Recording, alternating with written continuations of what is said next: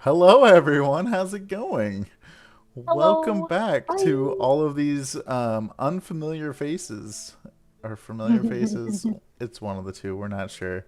It's been a while. It's been a hot minute. We've been scheming up some tomfoolery as requested. But as you can see, one of us is not at our normal working area because he is on a grand adventure himself. So he's temporarily muted. Will be joining us once he gets checked into his hotel room. But we are getting ready to get going. I gotta get back into the flow of things because I took a mental break myself, and I'm just like, okay, let's play again. I wish I But took a mental break. Instead, I took a week and made a whole costume I don't know and how you and guys do sat in that. my floor at like 2 o'clock in the morning with paint all over the place, being like, "Why am I doing this?" So yeah, they're paying me. Like, But It that turned out seems amazing, it though. If you did. guys have not seen it yet, go check it out. It looks so more good. importantly, if you haven't checked out the game Tunic, because that's what it was for, I have links on all my places. All the places. But Where anyway, where can we find you? if you type in Cheesecake Panda on a social media, if I have it, you're gonna get to the P, and that social media is gonna go, "I know who you want." So, so yeah, Twitch or not Twitch. I'm only on Twitch when I'm with you guys, but Twitter, Instagram. There's a YouTube tutorial on how I made all of it, and tutorial's a loose word, but regardless, Facebook sometimes. All the Yeah, places. yeah. Just search Cheesecake Panda. Cheesecake Panda. You'll find Yeah. her. Mhm. It's a picture of Fern, I think, across the board. I So, so out of all of the new Critical Role characters, that's the only one that I'm mildly excited about that I want to shoot a costume of.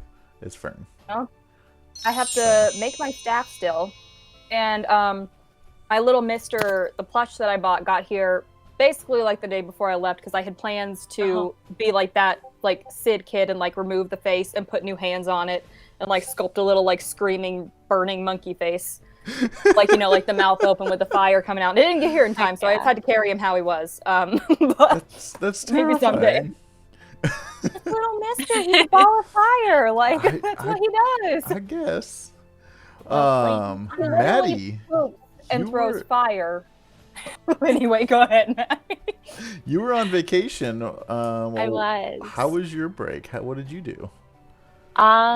I visited with some friends that I haven't been able to hang out with in a while, which is really, really nice. That's I awesome. already kind of talked about it in the chat before we went live, but I got to swim with manatees, you guys, and manatees are like my favorite animal in the whole wide world, and I love them. I got a mug, and we made sure it was a place that was like focused on conservation, which is always really important to me. I used to work at a zoo. I'm all about like finding ways to help species that are struggling, and manatees are super protected because um, boat engines are their only real Oh, predator, I didn't and even think that's about that. yeah. They're kind of like But they were amazing. they're kind of like a They were so sea good. cow, aren't they? They are sea That's basically, cow. yeah, that's their other name. Oh, It's Is the sea true. cow. I call like seals like water puppies. Them and otters, they're both water puppies to me. And You've fun seen the good, fact, have you seen the good video of the seal that's like trying to talk? So it keeps like it's in a like laying on the edge of an ice bank, the hole going down into the water, and it keeps turning around going, and like screaming at people, and it just goes, eggs, and like that's Oh all my it does. gosh, no. I'll send it to you. That's hilarious. I myself have finished my work week already, and I'm on vacation mode now, so I might divulge into some beverages here shortly. But I'm getting ready to go to Planet Comic Con this weekend, which should be a good time. I've got four, five photo shoots booked, so I'm pretty Ooh. stoked about that. But Rob is up in Calgary at is it Calgary Expo? Running yeah. the Misty Mountain booth up there, so I get free reign of terrorizing any Misty Mountain peeps at Planet Comic Con. He can't defend them now. Uh-oh. But you know what? He's gonna be up there, running the thing, doing the things, being overly nice to the Canadians. Because if he's not, then well, he'll have another problem on his hands. I think that's all of like the personal announcements that we have.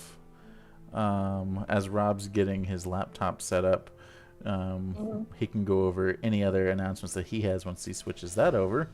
But in the meantime, would you guys like to kind of go over the recap? I know we had some hype built up for kind of getting back into this. Last episode was really crazy too. It was. We really did some things. Yeah, just some mild things. Did some painting, some lawn mowing. Basic stuff. But it's almost fine. dying. It's whatever. Yeah. Yeah. Yeah. So, did you guys want to split the recap and kind of give your own points of view to mix it up a little bit? I definitely think the first thing that needs to be stated, though, which is the first thing I have written in my notes from last week, is that Cian's wig is named Lucinda. And I think everyone needs to know that. That's the first note I have up here. Lucinda. Lucinda, Some please Lucinda fan art. use her name. Not draw even anybody else, Lucinda. just Lucinda. It's actually a great if the mid roll has the art reel like it normally does. I don't know if we're doing that today or not. It does. Okay, there is a very, very good drawn by Princely Green of Cian and giant Lucinda looking far too sassy. The sassiest. Really. But okay, how can you be overly nice to Canadians? They're the epitome of nice. You're not wrong, Dabs.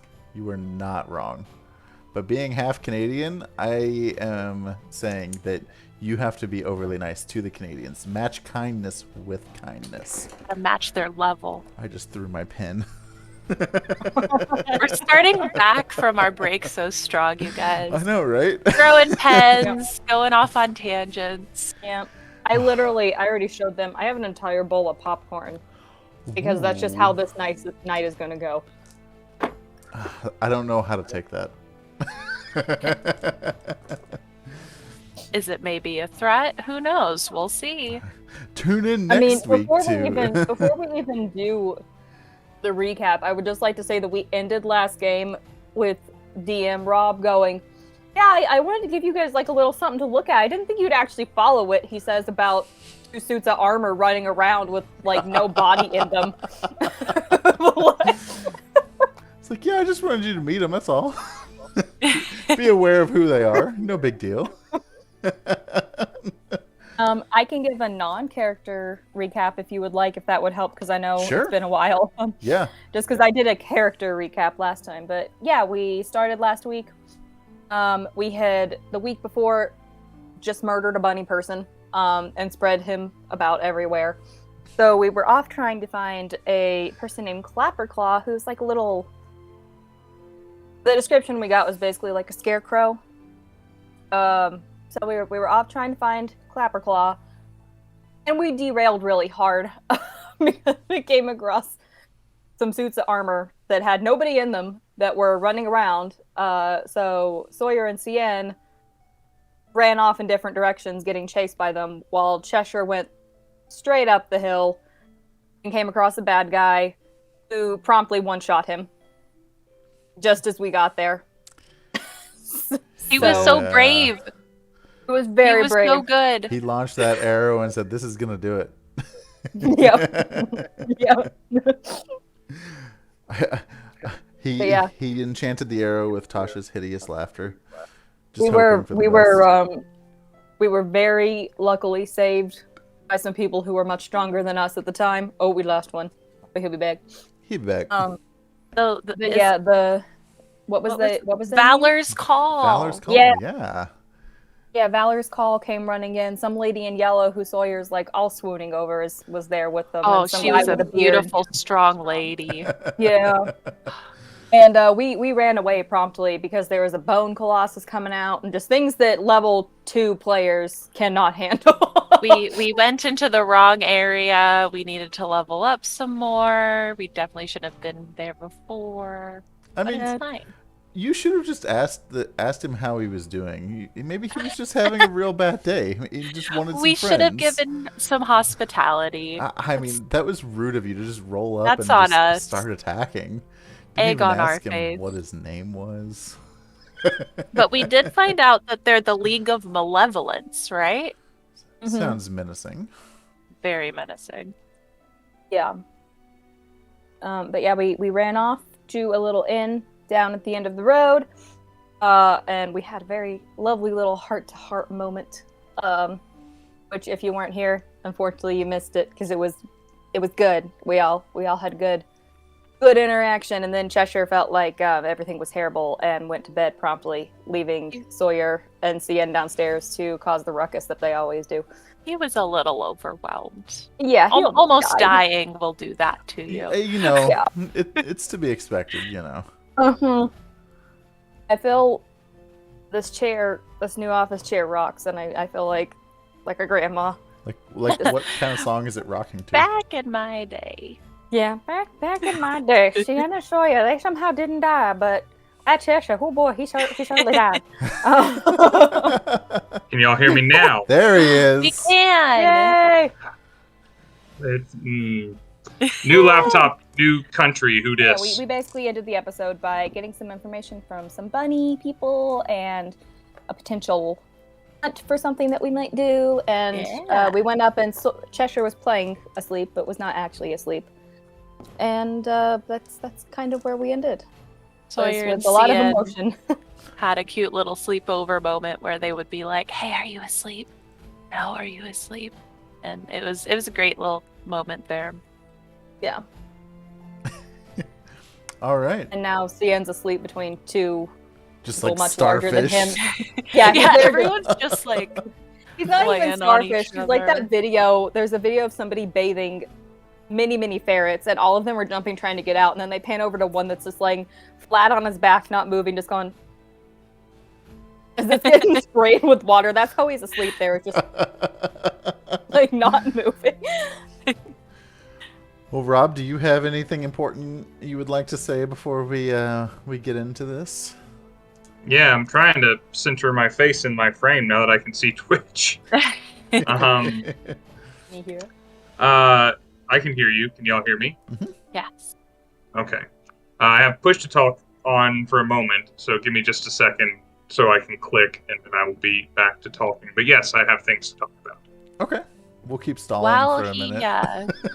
while he fixes all of that, I want to share my new Misty Mountain gaming dice that I got. Ooh, Mm-hmm. They're in this real fancy box too. those boxes These are so the cool.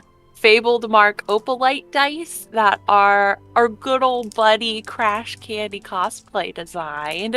Yeah. They are super cool. I'm gonna pull one out so you guys could Are see they, it are they the closer. glass ones? No, these are opal. Like These are the stone. Okay. opal, which is my favorite gemstone. I'm so happy to have these. I think they're so pretty. I don't even know if this is in frame with my little thingy over here. I don't know I also which ones have- these were, but they're like the gemstone light blue ones. And Are I those love the Okay. blue cat eye ones? they might be. Maybe? Yeah. Can y'all still hear me without so me now- having Yeah. push to talk on Stones, anymore? I've got the strawberry goodness. quartz. Oh yeah, And here's the fluorite. soda light ones. And if any of you guys out there want dice, check out our socials for some discount codes. We got Yeah. codes for days. We all four have a code, so So what you want to do is do 4 different orders and use each of our codes on a different order for your dice. Because yeah. fun 'Cause fact, I think shipping is either free or very inexpensive. I can't remember, but I think it was over Yeah. like $50. It was free or something like that. oh well, I'm So- always buying stone dice, so What you should do, though, is if you're making 4 orders and supporting us all, buy the expensive stuff and use that code Twins10 on and I guess that the other bit particular of order. information, because Maddie's gonna be playing in it. Is, yeah. Wait, can anybody hear Rob, or is it just me who can't hear Rob? I can hear him. Rob. Is I can't see him or hear him, and I've not once been able to see or Oh, hear him you since we lucky got person. on. That is the dream of so many people, not to be able to see or hear me. You are living it. Ladies and gentlemen, we're back with all our tech issues and everything. Except it's not Maddie all- this time. It's not me this In time. I all have a fairness- different webcam. I expected Canada to give me more problems. All right, It I'm might going be to say okay things now, and I'm going to do it fairly quickly, I think. I hope. First things first, hello to everybody in the chat. The Frisky Clicker is here from Eric Bra's channel. Hello, good to see you here. I see you, Wolf Rider, Existential Nerd, Abby Kate, Dear Bailey is here. Who else has showed up? Of course, you guys. I expect you guys to be here. Jeez. Dabs, Grimforge, Dancer Hawk. Man, we got all the classics turning out tonight. Samwise is here. squad. Daddy Dragon. Man, yeah, we got lots of people coming back to see us be sad and die and things. We missed y'all. It is a good time. Nobody said you were gonna die tonight, okay? No. All right. Thank you to Halquint. I am Coda. Tallulah and Chili. Tria Wintergarden, which is a very cool name. Might steal that later. Lord Dreamer. Don Doll 75. Glenn Dammit. The Todd Father. I like that. Platic. And Daddy Dragon 84, who was just active in the chat. Hello to all of you.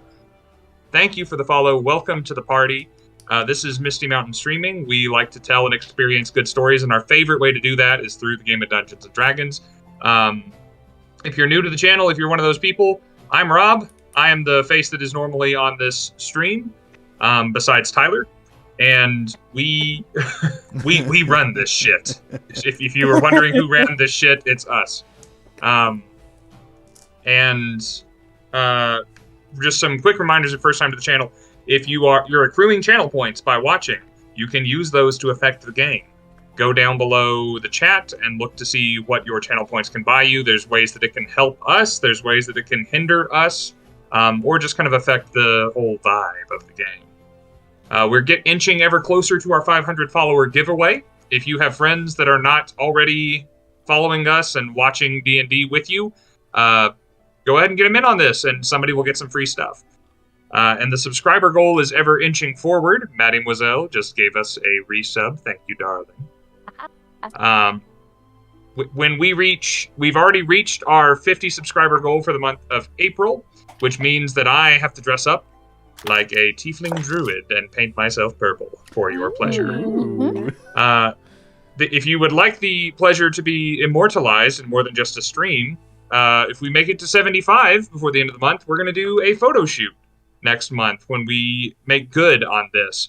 And if we make it all the way to 100, the lofty goal of triple digits, the nature of the photo shoot will change.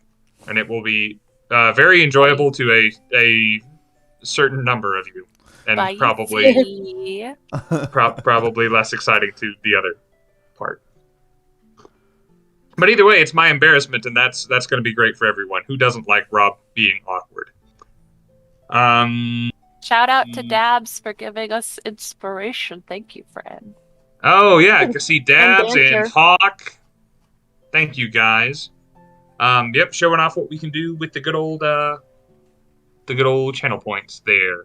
Oh, and one of them was for me. Yay! Ooh. And just because where did they go? I'm not at home. I don't have my normal dice with me. I don't travel with them. But I'm at a show that has dice, so I picked out a set to rock tonight. Let's get the deep quick. Uh-oh.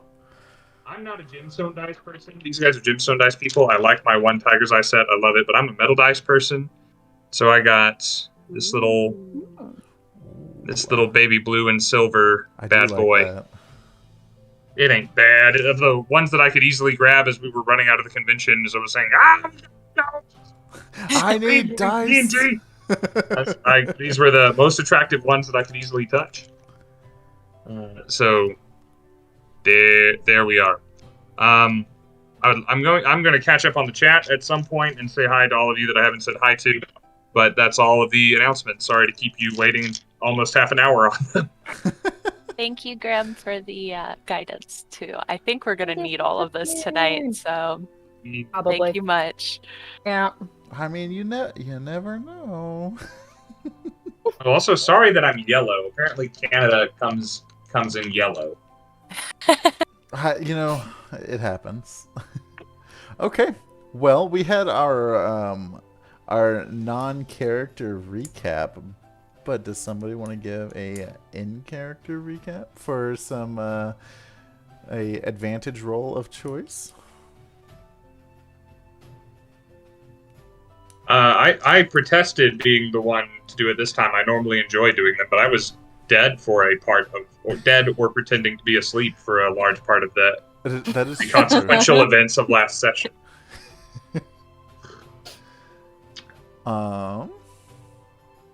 Well, if I mean, I can do one as Sawyer. I don't think it will be very good, but I can do one. It does. You know, it's been a couple of weeks. You're coming back from vacation. I'm in frickin' Canada. I don't think we have expectations of perfection. Okay, You've got manatees on the brain. I really do. I love them. They made little crunching noises when they ate seagrass. Crunching noises. They would just be like, it was How so good. can you possibly think about anything else? That's what I'm saying. But I can try if nobody else wants to do an in-character recap. It's just going to be Sawyer going off. Just go for it. Give it all you got. Right. Could get back in Go for it. And I promise I'll do the next one. Accent and everything. I haven't done this in a while either. So basically, like, we were told to go find this guy named Clapperclaw. Yeah, Clapperclaw. And we didn't do that, like, at all, really. But we saw this, like, armor running around, and it was, like, copying me, and I really didn't like that very much. And I punched myself to see if the armor would punch itself, and it did, but I also hit myself really hard because I'm really, really strong. And that was really unfortunate for later, because after that we found these like really awful, like, jerky guys, and this, like, I don't know if he was just like an evil wizard or something, but like Cheshire tried to show him up and shoot like an arrow at him. It was really cool, but also like we almost died, and Cheshire got knocked out pretty bad. Like, he was taking a little rest. Not like a chosen rest though. Like, he just, like, he was out. So basically that's the League of Malevolence, and they're way too strong for us. But these people came by, the Valor's Call, and you know, it's a couple different, like, strong adventurers, but there was this one lady in yellow, and she's like really strong and powerful. And you know, I'm just saying, if we cross paths again, maybe I could buy a drink or something. I don't know. But anyway, we went to this inn. I think it's called the Inn at the End of the Road or something like that. And you know, we got some dinner. Cheshire was a little down, so like, I feel like seeing it, I encouraged him a little bit, but told him to rest on it, because, like, when you almost die, you should probably, like, take some time for yourself. So he went to sleep. We tried to play a card game with these Herringhorn rabbits, and they were kind of jerks. They kind of give us a little information, not like a whole lot, but like a little bit to go off with. And then Scinn and I talked to this dwarf guy, Spinnaker Driftwood. He was telling us he was out hunting stuff, and he mentioned his brother, I think it was. And his brother is like lost or something, and we could go find him if we want to take another job. And I feel like I made a really mature choice when I said, like, we need to talk to our other companion before we say yes. Because I feel like in the past, Scinn and I would have been like, let's do it, I'm ready, let's go. But I'm maturing, and I've decided we need to confer with Cheshire first. So then we went up. Cheshire was asleep for sure, definitely. Didn't need to check or anything. And Scinn and I, like, we stayed up a little bit, had little giggles, and then we went to sleep too. And that's what happened a couple of weeks ago, but also last night in the game. And because you said Cheshire was very dead, to quote Critical Role, life needs things to live. Mm-hmm. Cheshire was lacking those things. Whatever they are. Who is lacking all the things. Okay. So we will start back talking about our party here. You all are sleeping, and you all had individual dreams that we'll just kind of go over again for everybody. And that was that... You guys talked so much in the chat. Where did it go? There it is. Cheshire had a dream about a hag that looked like a toad and was able to create multiple mini-me's of herself. That's right. And I think Sawyer had a dream where a scarecrow with claws was trying on different heads. Mm-hmm. I had the satyr in a cage, just kind of chilling there. Just kind of chilling, doing his own little thing. Yeah, own little thingy thing. Own thing a thing. Okay, so I would say you all had a pretty restful night's sleep. You'll wake up from this having restore a long rest, so you'll restore your health and spell slots. But it's early morning now. You guys slept pretty hard. You're starting to hear some rumblings downstairs of the inn.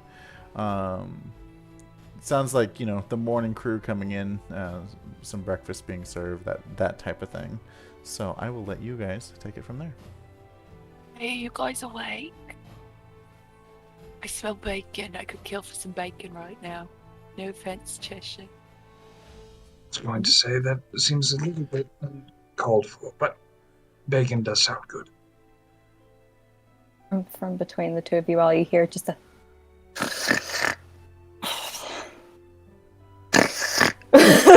He's still very asleep and out of it. Sawyer holding Lucinda to him. Sawyer pokes Scinn in the side, tickle. No. Just kind of slides further into the bed. Down the crack in the middle because we pushed the two beds together. Yeah. He's just in the crack. He just under the bed. We could get some food for him downstairs. I never exactly thought of Scinn as a morning person, but... No, just full stop. I never thought of Scinn as a morning person. Yeah. I mean, when you travel with the circus, most of the performance in the evening and stuff, so I think you just sleep in late, wake up late, stay up late. Does that make sense? Yeah. I suppose something tells me that it's not the circus's fault. But anyway, let's find something. As you to say eat. that, you hear a little mumble from under the bed, like, "How dare you say that?" He crawls out from under the bed, doing the, as I like to say, the Squidward eye, the crusty, half awake. He's looking at me. Good morning, sleepyhead. I'm awake. Don't call me that. I'm not sleepy. Good morning, awake head. It's better. Got some breakfast. Where are we? You can tell he's not fully awake yet, and he's like, "This isn't what I remember." But I'm really cool in. Haven't been here long actually, mostly sleeping. You guys go get breakfast. I'm gonna watch the room. And you watch as he's saying that, he's just kind of sliding back down to the floor. Watch that ceiling very closely. Got it, don't worry. I put a pillow down on the floor next to him. We'll get you something good downstairs. He sets that down. He's immediately I don't need that. I don't need it. Totally get into it.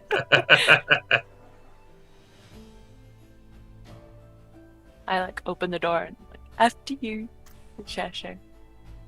Cheshire will step out of the hall and sort of wait. And before heading downstairs, just kind of standing in the hallway, hopefully they're somewhat alone, will turn to Sawyer and say, you know, it's moments like this that sort of stand out to me. Scien's just a child. Not that different from the ones I used to entertain back in Petal Village. This is no life for a child. This, after what happened yesterday, I'm more certain than ever that this is not the way. I'll go for breakfast. How about that?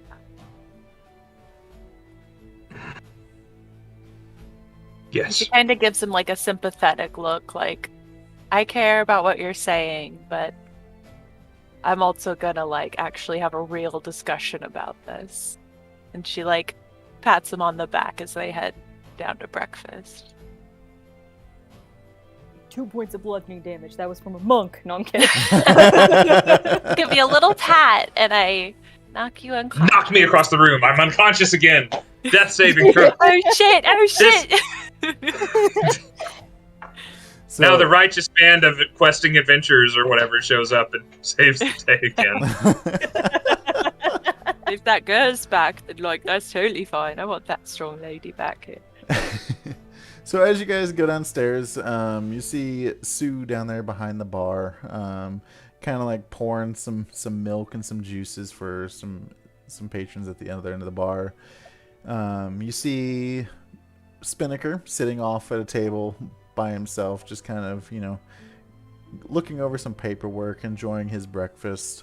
You see some bullywugs just having, a side of, or not a side, a meal of grubs and bugs and all that fun stuff. And you see, it's not overly crowded, so there's plenty of tables and plenty of room at the bar. As we head over to the bar, I notice Spinnaker, and I see this as a way to talk to Cheshire about something other than the specific matter at hand. See that dwarf over there? As we're like sitting down at the bar. What, you mean the short fellow with the beard and the drinking problem? Yes, I see that one. So I talked to him last night. Cian and I did some reconnaissance and gathered information down here. And he's really nice. He's actually out doing like a hunting trip. Told us that his brother's still out there somewhere. And if we wanted to like check it out and like find his brother and stuff, that we could help him out and take it as like a job. I didn't say yes because I wanted to bounce it off of you first. But I feel like maybe if you don't want to do the main mission, maybe we could do this one for a little bit. While we figure out a way out or whatever. We're still helping people, but maybe it's not as risky.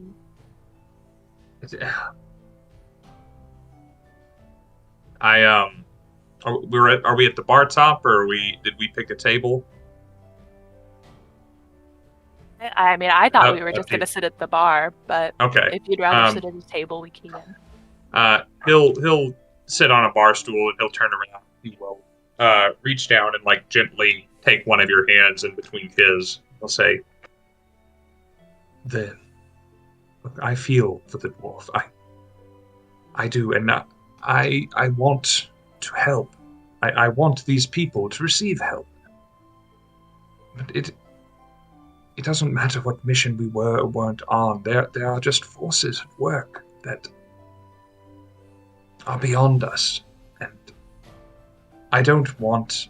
Cian has mentioned before that he has a large family, and I don't want them to be missing their brother because we went off and did something dangerous. And you have a family to get back to as well. And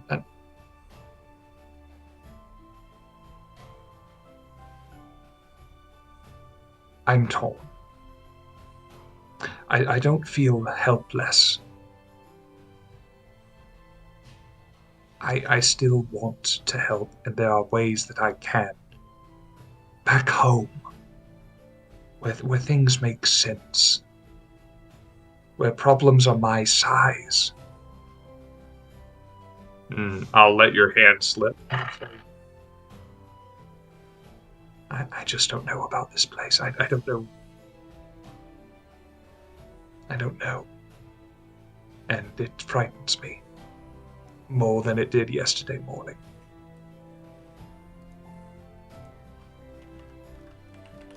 Well, And I'd rather not say so any further in front of Scinn, because frankly, Scinn is incorrigible and fantastic, and perhaps not mature enough for this conversation. Perhaps more obsessed with adventure and heroics and the fancies of youth. I still think we need to talk to him, though. I think he's more mature than he lets on a little bit. I mean, I've spent a lot of time at home having to be the responsible one, so getting to go to the Witchlight Carnival and getting to go here and stuff, it's not like I have to carry all of that, so I'm being a little more free-spirited, I guess. But I have to wonder if Scien's the same way, maybe. Don't write him off as just like a little kid. I mean, it's made it this far in a traveling carnival that goes through the different planes. Right?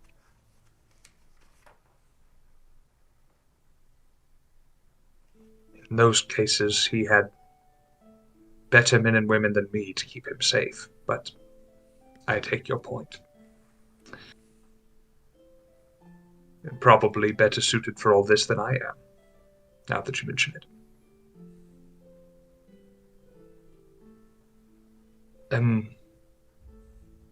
An enormous coffee, please. Quite large. Yeah, can I get 2 plates of all your breakfast foods, please? Oh, you want all the breakfast foods? Just like a little smorgasbord. All right, I'm sure. I want you to bring me all the bacon that you have. I'm sure I can whip you up something, sweetheart. Don't worry, I got you. Thank you. One of Got them's a for pig a friend outside. upstairs. Told her, Oh, you got the pig outside, just bring me the whole thing. You- Like, The whole cute pig. little fella. Okay, I got Yeah, you. but don't make him a smaller plate. I want him to have the whole plate. The whole too. plate. Yeah. Okay, and like she just kind of like smirks as she pours the coffee for Cheshire and like walks to the back. See, that's the thing. I feel like Scinn deserves a whole plate in any sort of context. I don't necessarily think of him as a kid, you know? I mean, he's grown up. He has a job. He knows enough to stay alive. And I mean, when I was quite- younger, I had to do the same. Be responsible and know how to stay alive.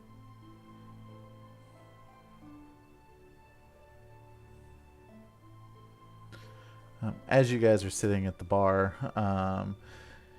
the door swings open, not very gently, but not too aggressively, and you hear a voice. You don't see anybody, but you hear a voice say, "Sue, I got your press here." Sue. Sue?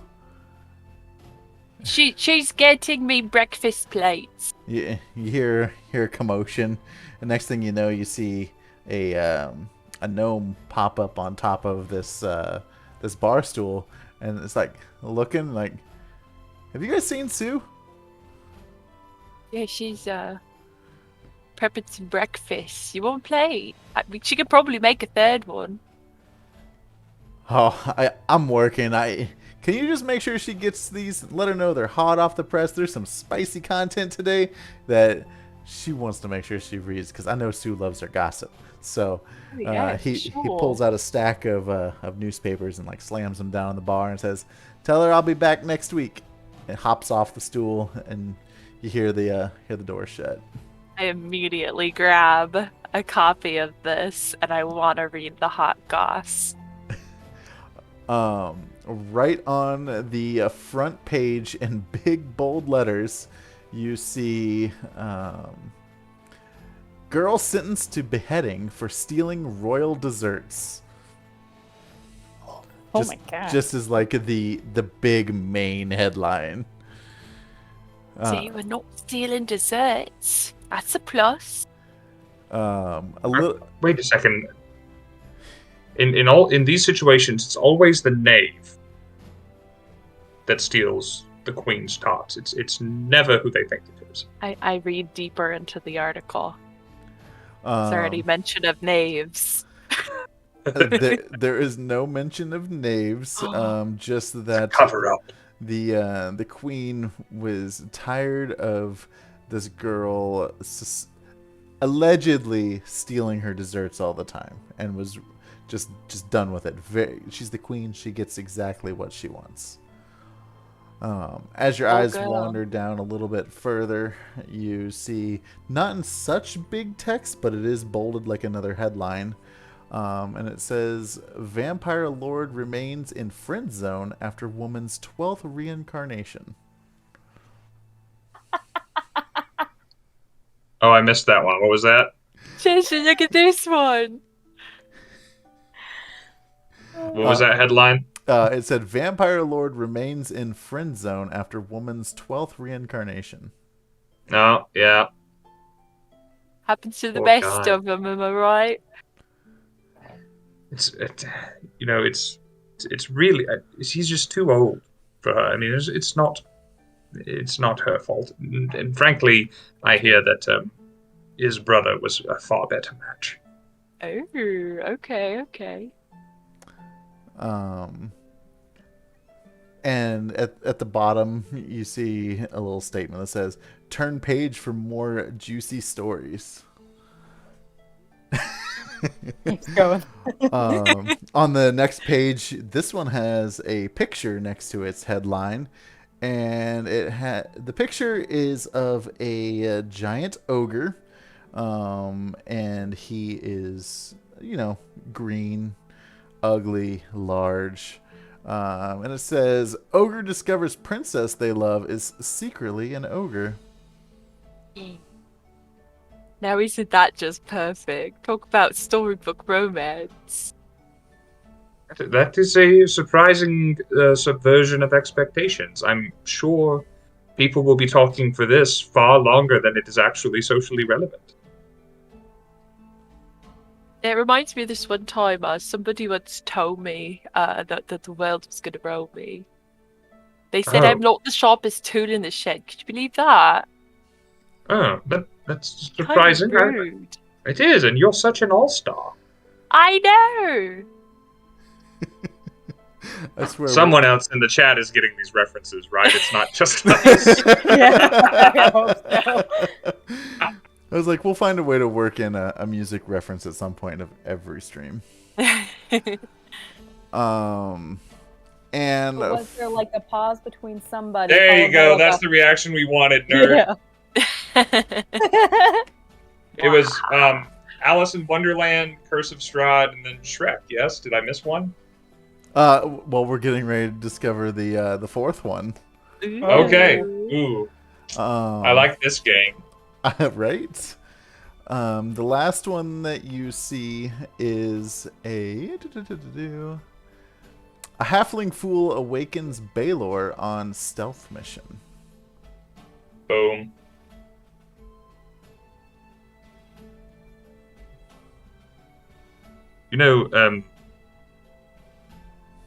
It really could have happened to anyone. And frankly, as you're seeing here, many other people are making quite a lot of noise before this poor little Took fellow took it upon himself to send the skeleton plummeting down the well. Really, I don't see why he's getting all the blame. Do you know what I'm saying? I didn't get that one until just now. I love it. You know, you'd really like these. Uh, See, Scinn would be all about them. Yes, Really. because Scinn would love nothing more than to get up early in the morning and read the paper. This isn't like a normal paper, though. This isn't like, cow for sale, and also there's rain in the forecast. No, this is like good news, like gossip. Well, shall I go fetch him then? Yeah, we'll bring it up with the breakfast plates once Pam Okay. gets back out here. Should be out soon, I think. I hope. Hey, Pam, are you back there? You need any help? Or the breakfast plate's too heavy for your dainty little hands. Sue pokes her head around the corner. My name's not Pam, and believe me, I got all the help I need. I'm so sorry. You remind me of my friend Pam back home. I don't know where that came from. Thank you, Sue. So she disappears back in. You hear some more rummaging around back there. Like there's a whole act going on back there to prepare these breakfast plates for you. Oh, what a queen. Your gossip papers out here, by the way. They're real juicy today.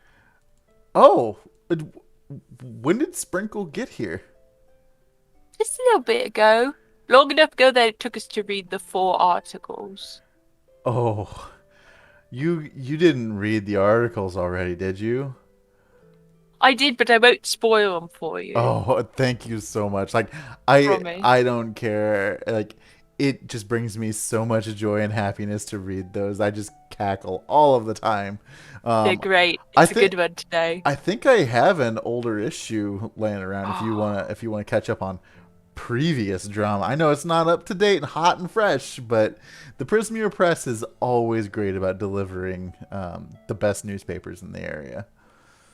I would love to borrow that copy too. Take it upstairs to my friend while we have our breakfast. It'd be great. Oh, you want to take this upstairs? And she just has like this very concerned look on her face. Is that okay? It's just our little friend's still a little sleepy. Oh, So she looks.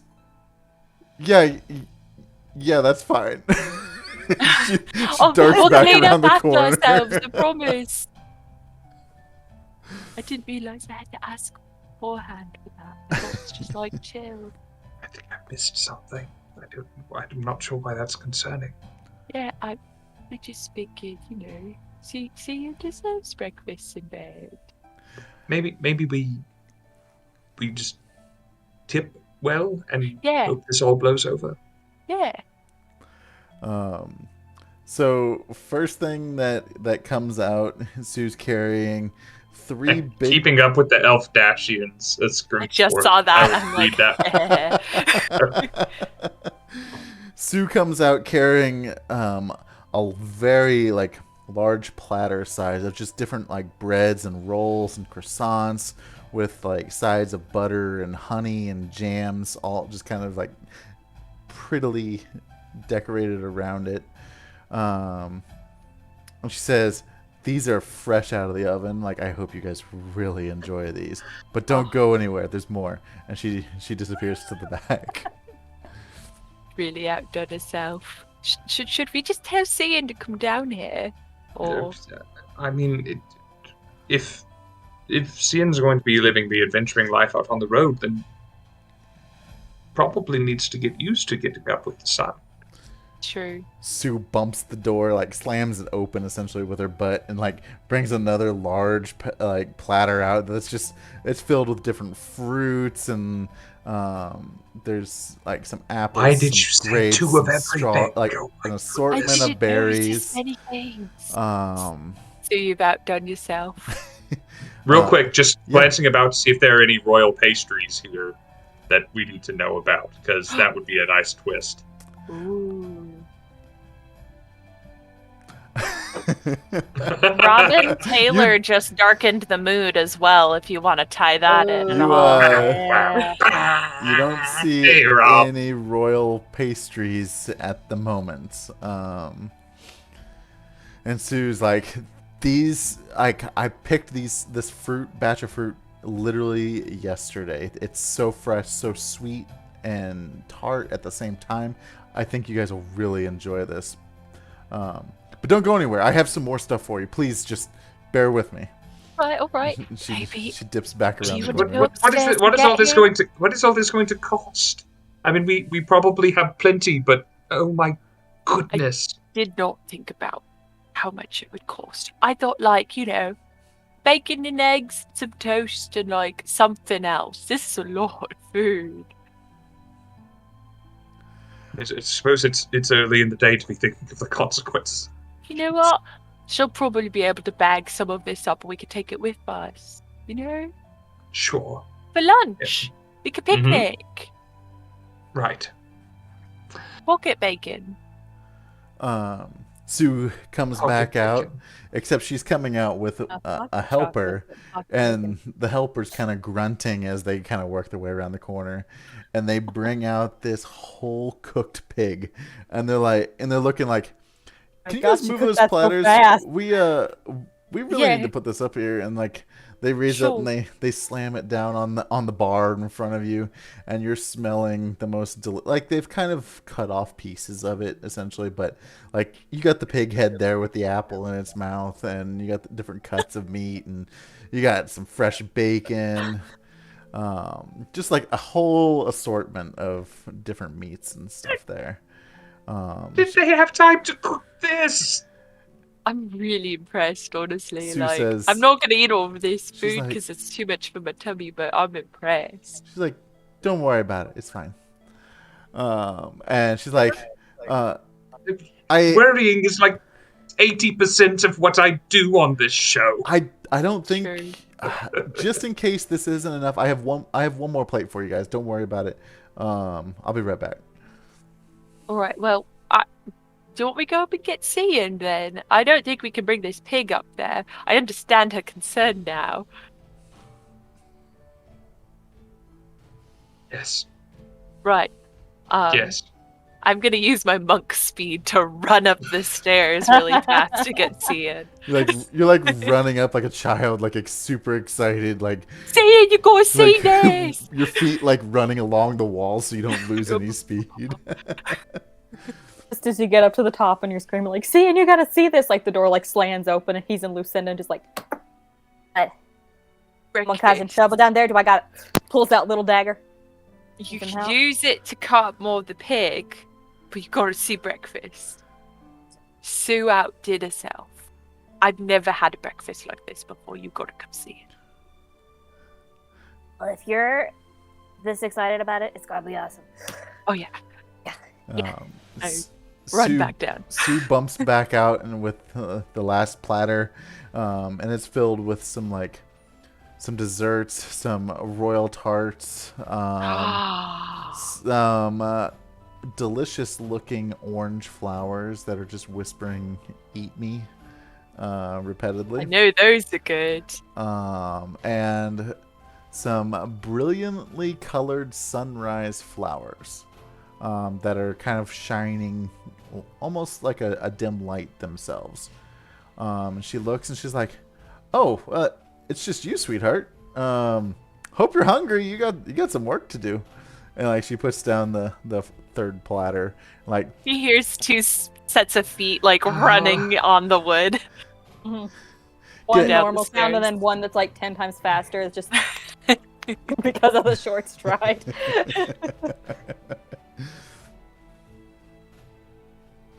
Sliding around the corner, kind of like the music, like the movie clip where like the person's in like the shirt and the underwear and just slide around, but it's just two risky bodies. business. Yeah. Bum, bum, bum, bum, bum. Sue, what will this set us back? You know what? This one's not going to cost you guys anything. Like this one is out of the kindness and joy of my heart.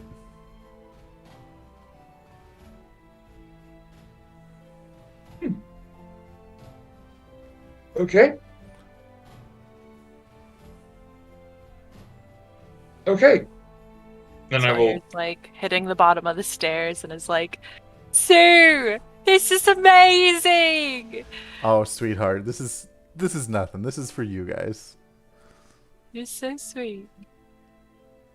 Like go over and like help Scinn up onto a bar stool. She's like, "Oh, hey, Slugger, about time you woke up this morning." had just a crazy night, and you guys watch him like pick up the paper and like from his teeny little Barbie bag pull out like a tiny pair of reading glasses and go like sit there and start reading.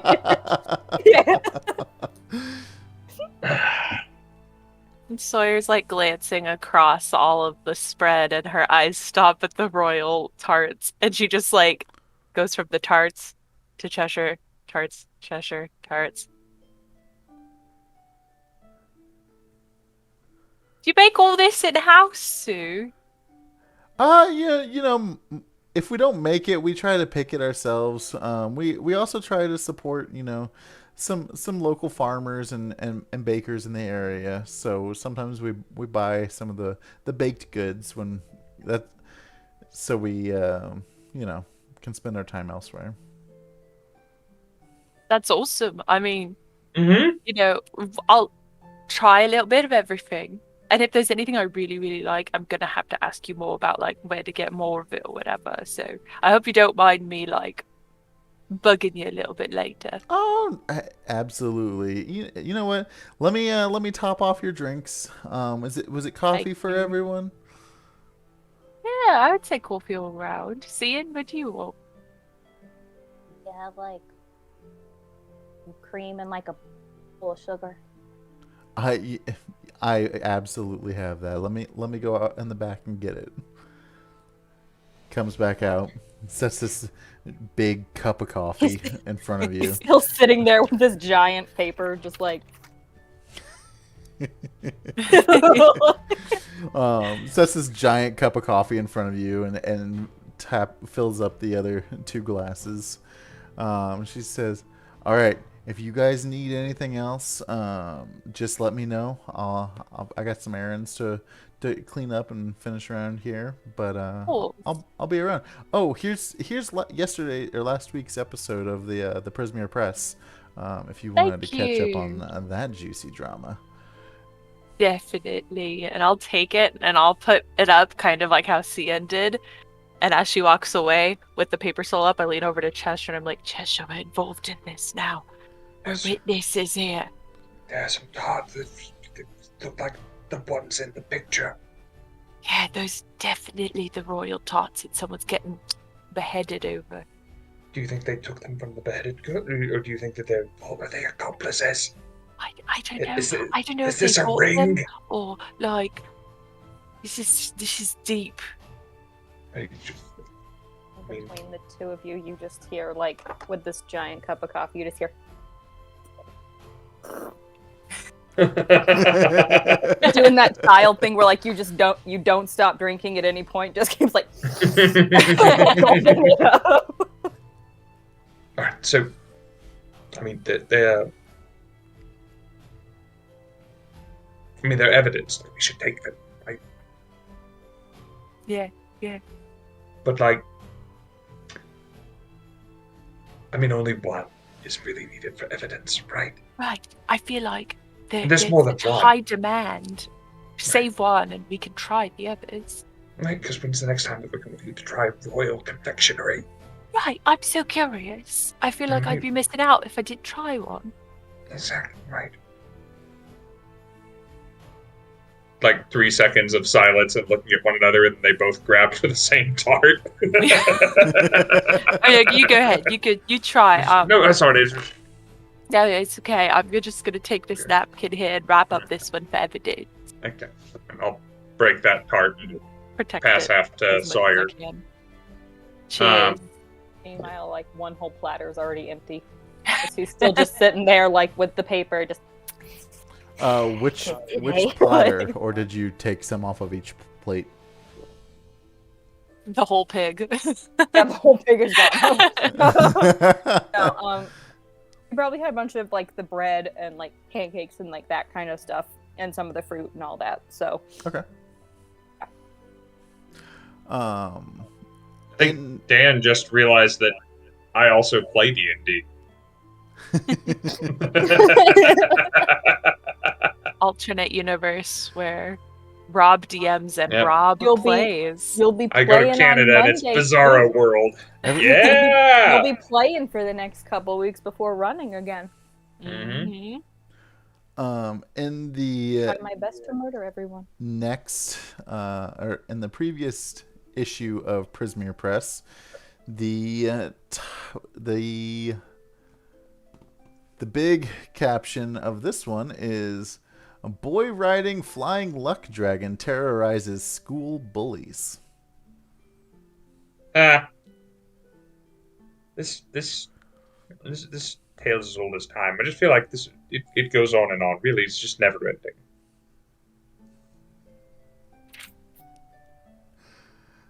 We got to that one faster than I could. A little bit further down, you see another story written in there, and it says, "Feral child terrorizes heroic pirate amputee."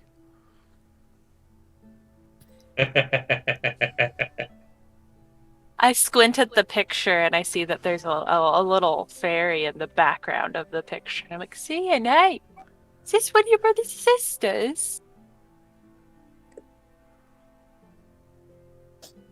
That one's too cute to be most of my family. Back to what he's doing. She must be very cold. The fairies, we just run hot. You know, like we're hot-blooded. She does appear to be hot-blooded. Hot-blooded predators. And then he turns back to the paper like nothing happened. Below this story, you see a small interview with the pirate, talking about how this child has been terrorizing him for the longest time, and has just kind of been a very big nuisance, and almost has like a bounty out for him, or for anyone willing to help.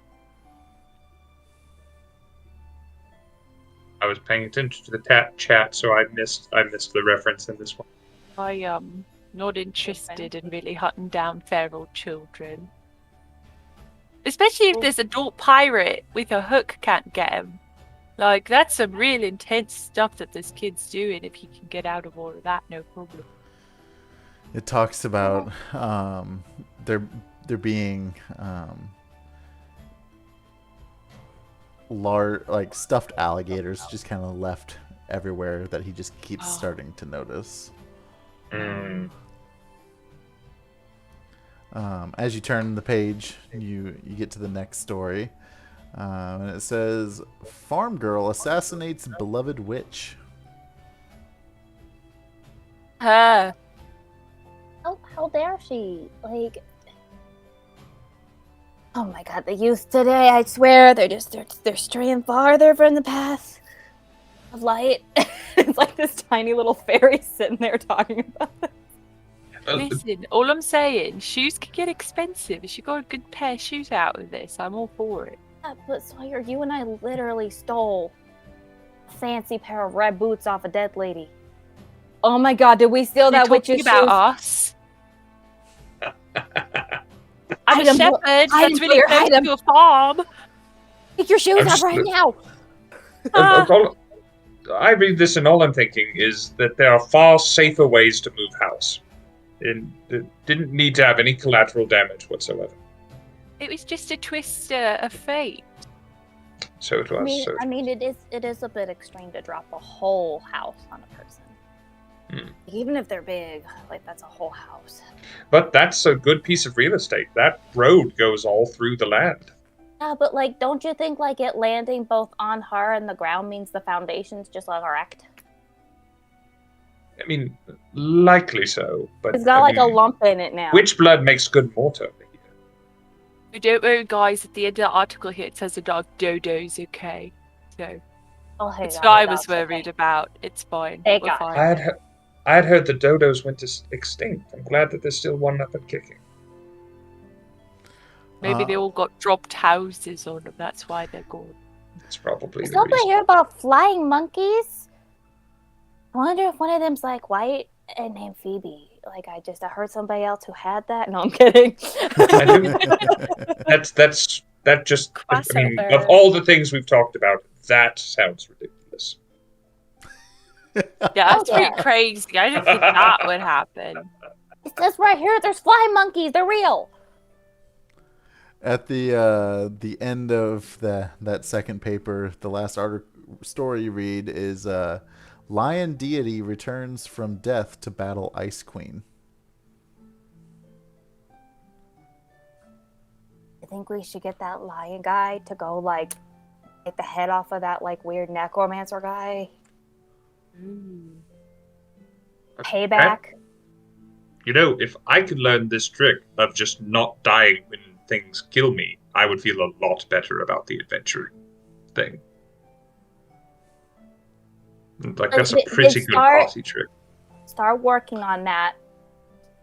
Go to the library. I'm sure there's a book about how not to die. Probably so. You know, like Staying Alive for Dummies or something like that. Unfortunately, I can't offer too much to help because I don't know how I'm still here. Worst comes to worst, you could hide in a wardrobe, see what you find in there. There might be like another one like you, but like a tumnus or something With a like scarf. that. I think a scarf would suit you. Like, No, like not like the tattered one that you got on now. Like, we'll get you a fancy Like scarf. a nice one, yeah. It seems that some of the children involved in this particular escapade went on to find a boat and sail the Peven Seas. That's a stretch, but I love it. Stories. Unironically, like, the Chronicles of Narnia was my Harry Potter growing up. Like, that's the thing that I obsessed over and read way too much. Listen, I'm that child because my parents read me The Hobbit when I was a kid. This tells you how far back this obsession of things like that go. Because my diorama in 2nd or 3rd grade of my favorite book I'm so glad you said Rama.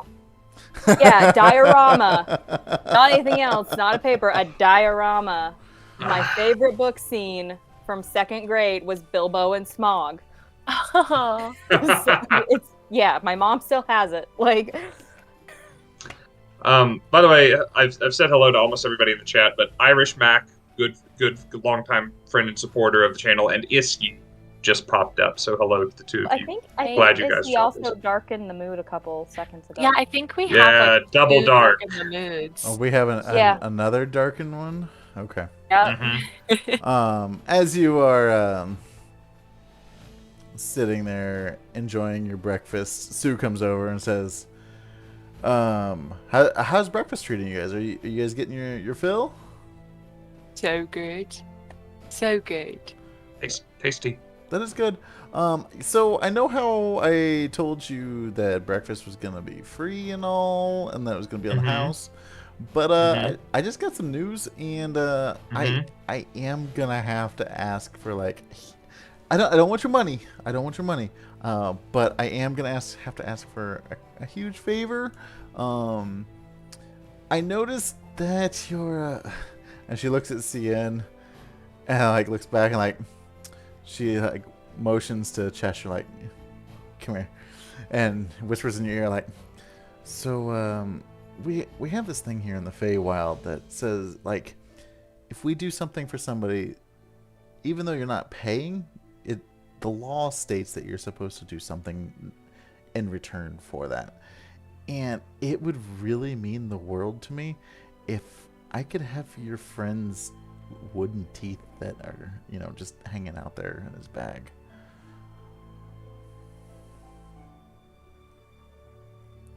I'd really rather just pay you in exchange for goods and services. I can't take your money for this. I'm really sorry, but I mean, this was a lot of food, and any other time I would have said no. Like, this one's on the house, but I need to have.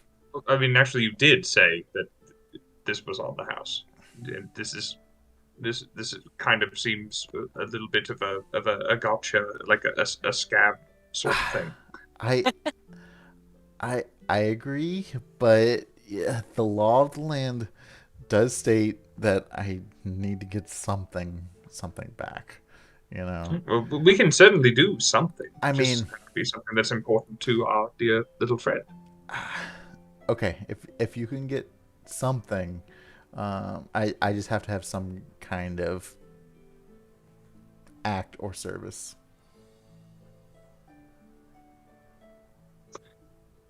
We'll get back to you. Okay. And I'll turn around and explain to the others. You turn, and only because she looked at him first and then gone to like be quiet about it, you turn and like Scien's basically been like between the two of you, just.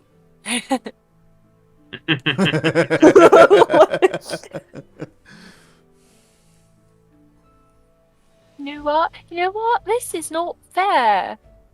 Here's what we should tell her. We'll tell her we want report to the Queen for these talks, and that'll be what she gets in return. So that's totally a scam. You're totally right. That's a bold move. I'm gonna be real honest. I say all the time these teeth belong to my great-grandpappy, but like I literally just got them from a guy in the circus. No. They're not lucky if you rub them. I mean, they might be. They've done a lot of lucky things, but like, you know, like. Is it possible? Are you open to the possibility of the fact that we knew, based on the fact that they are 4 to 5 times larger than your teeth? Oh, I had no idea. Then I withdraw the question. You watch him like go through the motions, like almost like someone going through the stages of grief, but instead of him going through the stages of like, I was caught. I mean, your mouth is this big, and the teeth are. Never mind. That really makes a lot more sense. My grandfather was big. Anyway, we'll give him to her. It's fine. It's fine. Okay, you do want to? Pulls Okay. out the teeth. It's fine. It's fine. Yeah, she's otherwise been pretty nice to us. Cooked the That's whole true. pig. Yeah. And this is a large pig. Oh, we could get you a new set of pig teeth instead. Just they're not the same, man. Maybe I could find a pair of like gold teeth from somebody and steal them sometime. Anyway, yeah, she can. He like gets up and like plops them on the counter and like looks at her and points and be like, Take good care of Grandpappy's teeth, you hear me? I hear you mistreating him, I'm coming back for him. Thank you, friend. I promise I will take the best care of your grandpappy's teeth, because she's heard this entire conversation that you were having, and just kind of like takes them and like puts them under the bar. leans over to Sawyer. He's gonna keep wooden teeth just under the bar. Isn't that not sanitary? I do know how sanitary that is. She doesn't know where they've been. I don't know where they've been, and I've been owning them. You know what? I think we're moving on after today, so it can be as unsanitary as she wants it to be, really. Let's just eat the food while it's still hot, cause germs. Yeah. Oh yes, wait. Yes, the fairy boy who's been carrying around teeth that he doesn't know where they've been is really germophobic. So, as you guys are eating your breakfast, you notice Spinnaker has come over your direction and says, "Oh, good morning, guys. I saw you sitting over here, and I didn't want to interrupt your breakfast, but have you put any more thought into that offer we talked about last night?" Well, you know, been talking about it with our other friend here who wasn't with us last night when we first introduced ourselves to you. And yeah, we're still thinking about it. We're kind of waiting to see what Cheshire has to say about this. Mm-hmm. Right, Cheshire? We're still thinking about helping out Spinnaker here. Yes, we're considering it.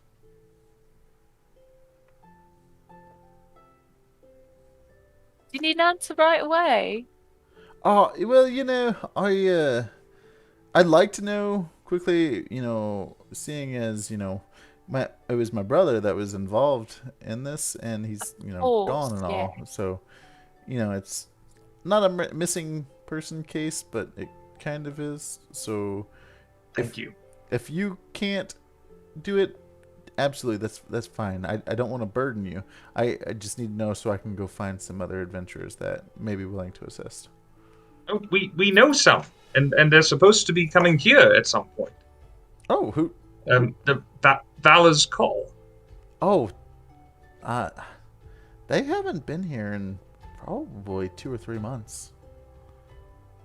Oh well, they're just up the road. They said they were. Didn't they say they were coming to check on us or something? I think they may have said something like that, but one of the Herringord last night also mentioned that they're very preoccupied fighting with that jerk we ran into yesterday with the League of Malevolence. Yeah. So they might be busy with that, really. Or maybe he just, killed all of them. All that.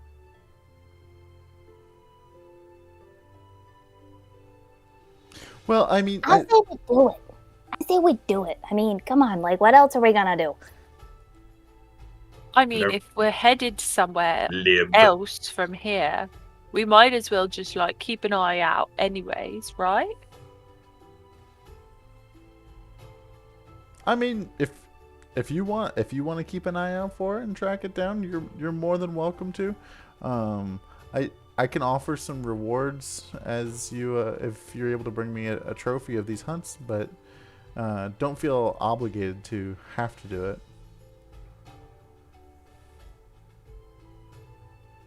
Give you a soft yes. Okay. We'll keep our eyes out. If our paths cross again, it's perfect. If not, maybe let some other people know. Just cast a wide net. That. Tell you what, I'll give you this first bounty. If you can hunt this down. If you can't, that's fine. In reality, it's one of the least worrisome on my list, but it's still a cool trophy that I would like to add. I just unfortunately can't get out there and do it myself. It's a good deal. What do you think, guys? I think it's good. It gives us something to do. Yeah. So as you kind of open up this bounty, and you're starting to read over it, at the top of it says Warwick the Dire Dodo, and it's got a description of Warwick. It says he's 15 feet tall, with a razor sharp and tail, gray feathers, a crimson red beak. Although he is a beast, Warwick walks with enormous mahogany cane, which functions the same as a 10-foot pole.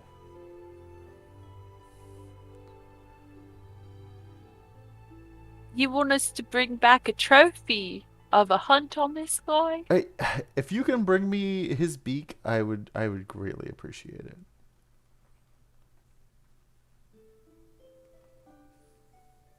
See what we can do. You know where he was last seen? Or do we just gotta go hunting around? The last time we went hunting around, we got our butt kicked by a guy in a robe. Yeah.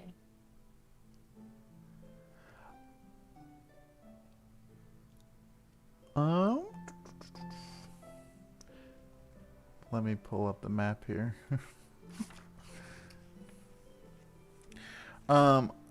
Last I knew, we were hunting him kind of to the east of where we are now. I don't have a specific location, but a beast like him, you should be able to track him pretty easily.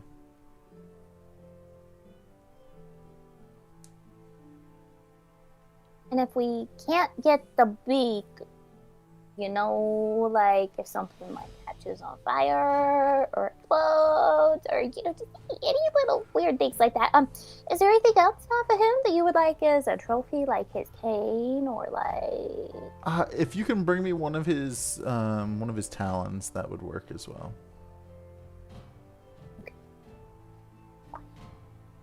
Like not material object, just body parts. Got it.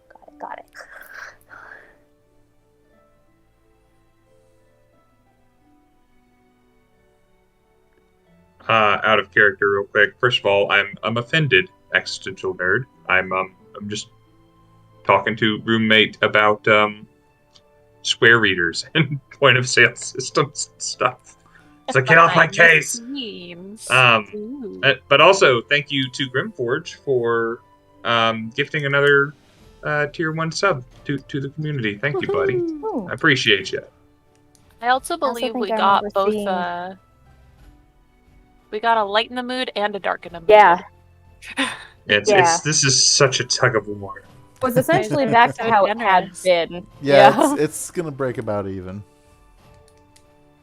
We're gonna start a war of lightens and darkens. And it's not even Jane. Not even Jane doing it. At the start of this, I thought to myself, they could be giving out inspiration with 1,000 channel points. No one's going to lighten or darken the mood. And then everyone lights lightening and darkening the mood. Yeah. Listen, they want to see things get dark and creepy. I mean, let me... Well, stay tuned to this channel for the next several months. Right. Yeah, actually, yeah, because we got a Lovecraftian game starting Monday, and immediately when that wraps up, we got another creepy game starting. So we'll do the... So excited! We'll do the light in the mood first. Okay.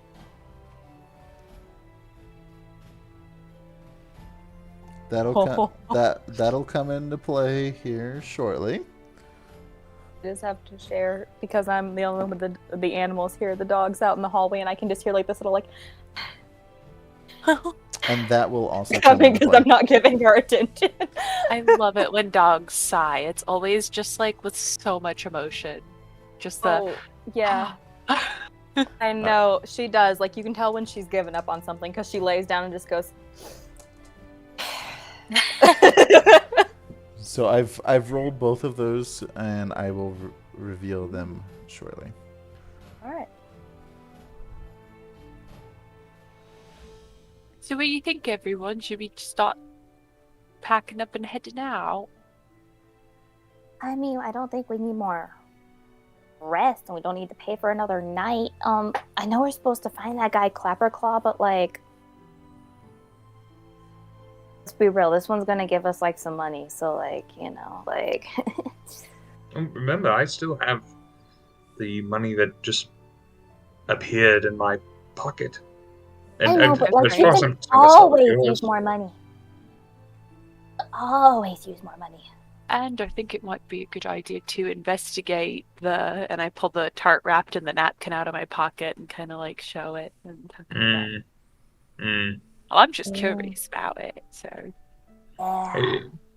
But also, Cheshire, like, you should, like, put down that gold into, like, a savings sort of thing, you know? Like, instead of just using all of it, you know, like, just hold on to it. Yes, the very next investment institution that we come across here in the Feywild, I'll be sure to stop. You don't even need an investment, you know, like, just find a mattress that you, like, trust a lot and just, like, shove it in there. That's what my grandma used to do. Yeah, I keep mine in my sock drawer. First of all, Rob loves the phrase "a mattress that you trust a lot," but Cheshire says,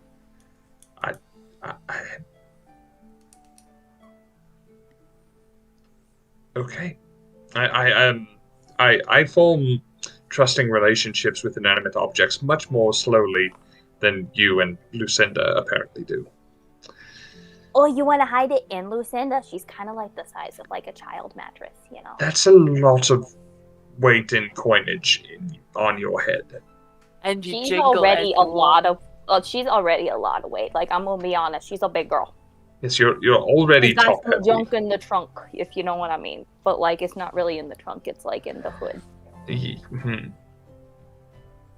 And he's still wearing those little reading glasses, sitting there just going. No, it's just big. It's just big guys. Like.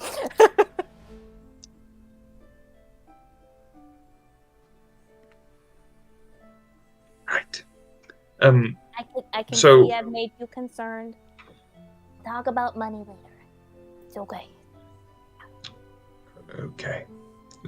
Then wait, where are we heading? Where did you volunteer us to go? East. Like that's all that he heard of it. So he points in what he thinks is east. It's probably west. But I thought you said Weast. Weast. Please. Well, great. Like, you guys can always find me here at the inn. And like I said, if you can bring me one of those trophies, like, I'll pay you for it. But I also have another quest you can take at that point too if you like it as well. But safe travels. Good luck on the hunt, and enjoy your journey. And he kind of walks upstairs to be by himself some more. I'm gonna keep one of the most recent gossip articles, so we can reference the stolen tarts story. Yeah. Because Sawyer's all in on that one now. you guys look over to see, like, in the floor, Cian standing there with the old one, like, curled up in a, like, what's very big for him, like, curled up in, like a roll and stuff, and he's just, like, like, shoving it into that tiny little Barbie bag, and eventually just kind of, like, makes a pop as it goes in. A lot of good reading material. If not, we're going out into the wild. We're gonna need some toilet paper, you know. Oh, It's good multi-purpose. point. Multi-purpose. Really good point.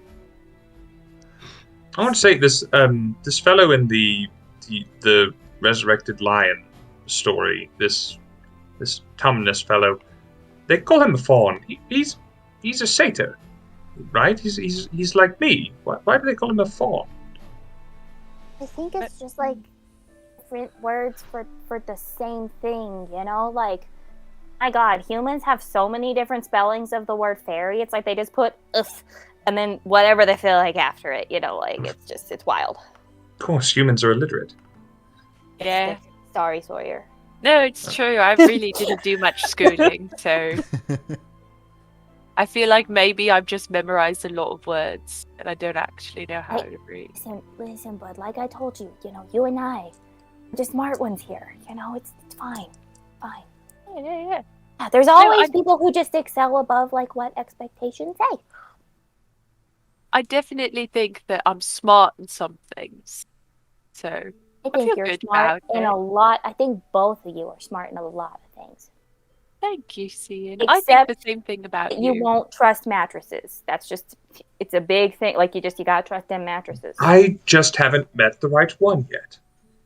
That's very That's fair. That's fair. If it takes a long time, we'll find you a little app about finding mattresses. It'll be great. And at that point, I'm gonna say It's called Tender because, like, the mattress is nice and soft and tender. I've heard of that before. I just broke the DM. Oh no. And on that note, we are going to take our break. Guys, thank you for hanging out with us. We are going to take a quick stretch and potty and drink and all the things break.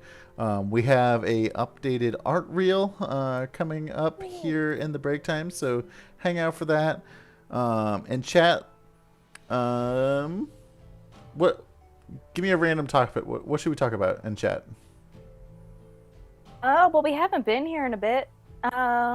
I always ask people to tell me what stupid things they've done in D&D or what D&D adventures they've had, but Yeah. Memorable Anything. D&D moments. Ooh, that sounds like a Dumbest good like one. D&D or like moments. craziest D&D moments, like most chaotic. Like Chocolate Thunder dying. Here's a weird thing about streaming from Canada is things that just happened because the time difference are marked as having happened an hour ago. Oh. So thank you, H-Bomb Games, for following us 2 hours ago. Rob, you're in the future. Wow. But yeah, let's take our break and we'll reconvene here in 10 minutes or so, and yeah, we'll go from there. Yay. Cool. See you guys in a few.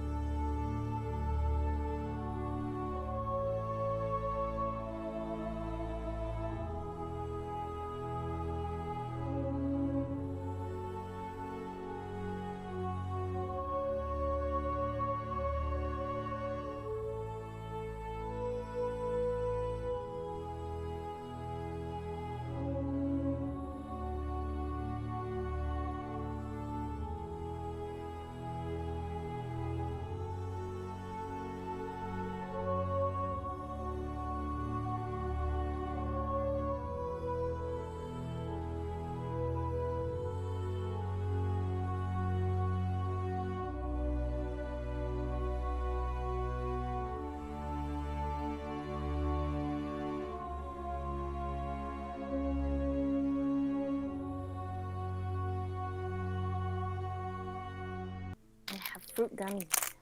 Hi everyone, we've returned. Ah! Oh my god. Sorry for those technical difficulties. It was like a magic trick. Nothing. This was not to the technical difficulties you were looking for.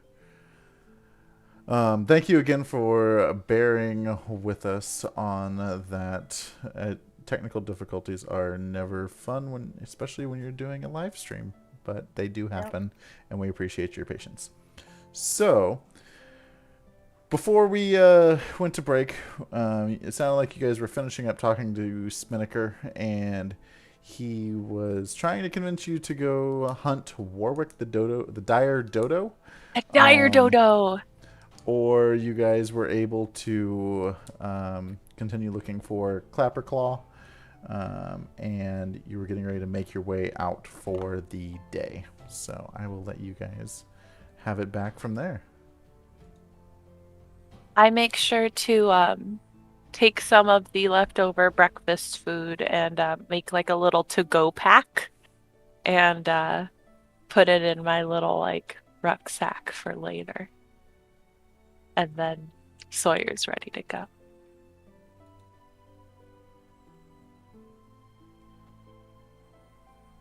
I'm as ready as I will be. Ready as Could you can be. Oh my goodness, are you just so restless? For everybody who didn't get to see. Dog.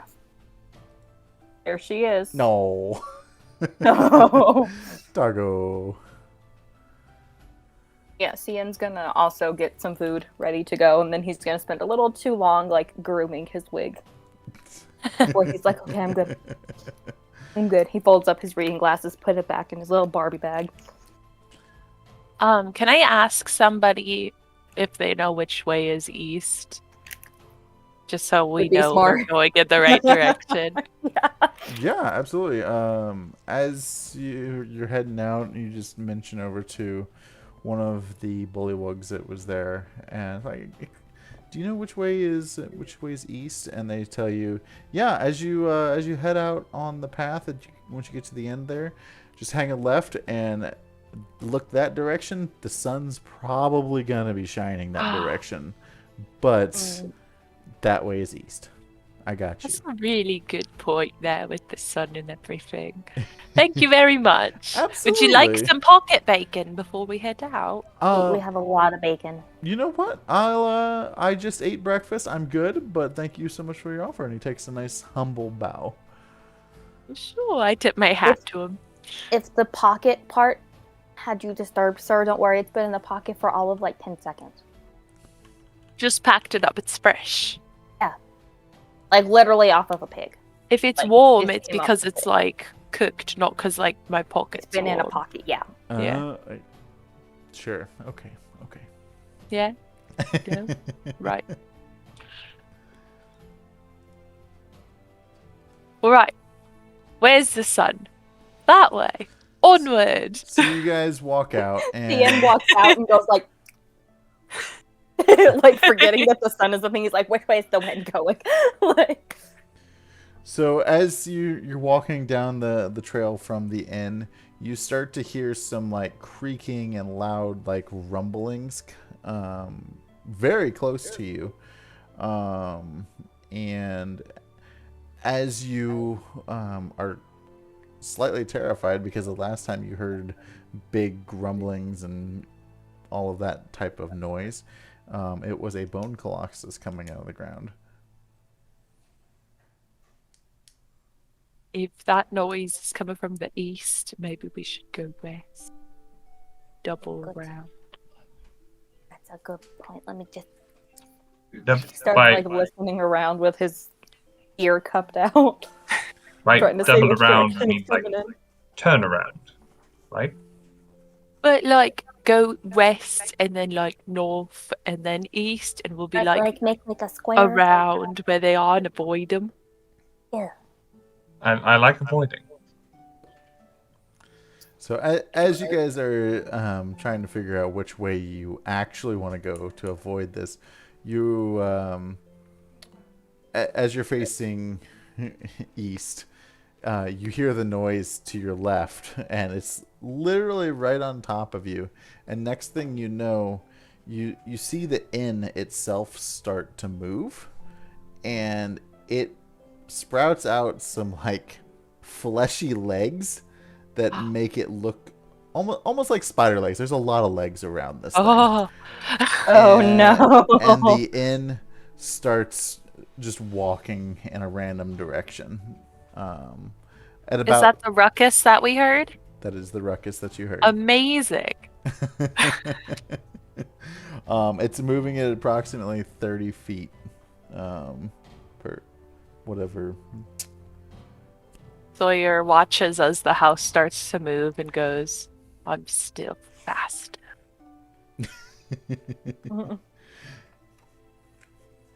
Yeah, it is a speed of 30 feet, and it's Oh, yeah, walking, you went navigating faster. its way through the swampy terrain. There's good news. East is safe. Don't have to double around or anything. Just to share, because I can't get this on camera, but this is what she keeps coming up and doing because she's tall enough to put her head on the armrest of this chair. Aw. She wants to play.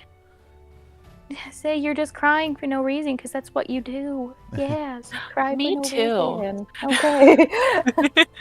My dog, because I can't stream from home and I can't bring my dog to the studio or to Canada, no one on stream is likely to meet my dog. But yes, Maddie got I saw the it last night. dog. It was great. Yeah. Tyler has seen my dog because Yep. that was one of the first things she wanted to know about me. Yeah, to the point that he forgot that he mentioned he had a dog. So Rob goes, "Did I say I have a dog?" But it's just a hound dog with like big old brown sad eyes, and you'd never believe that he ever got a lick of affection in his life. And the way that he looks and acts and behaves himself sometimes, and other people come over to visit, it's like, oh, save me, I need love. And you know, he's The rats do that though. Like every time I open a treat container, it's like I haven't fed them in 84 years. Like suddenly it's like, feed me. I have a lizard for those in chat who don't know. Sassy lizard. She's sassy. She loves worms. All right. maybe I'll try and put dog on my Instagram or something at some point if he's not Yes. already on there, so people can see the dog. All right. That's how I'll finally break Who is 70 followers. Right. It's with a dog. With his puppy pics. Who is focusing most on tracking Warwick? I mean, I'm not good at it, but I always definitely he can be down on the ground like a little bloodhound, just like sniffing.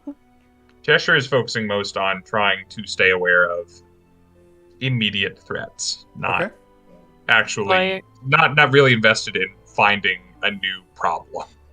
Okay. Sawyer's focused on following the sun.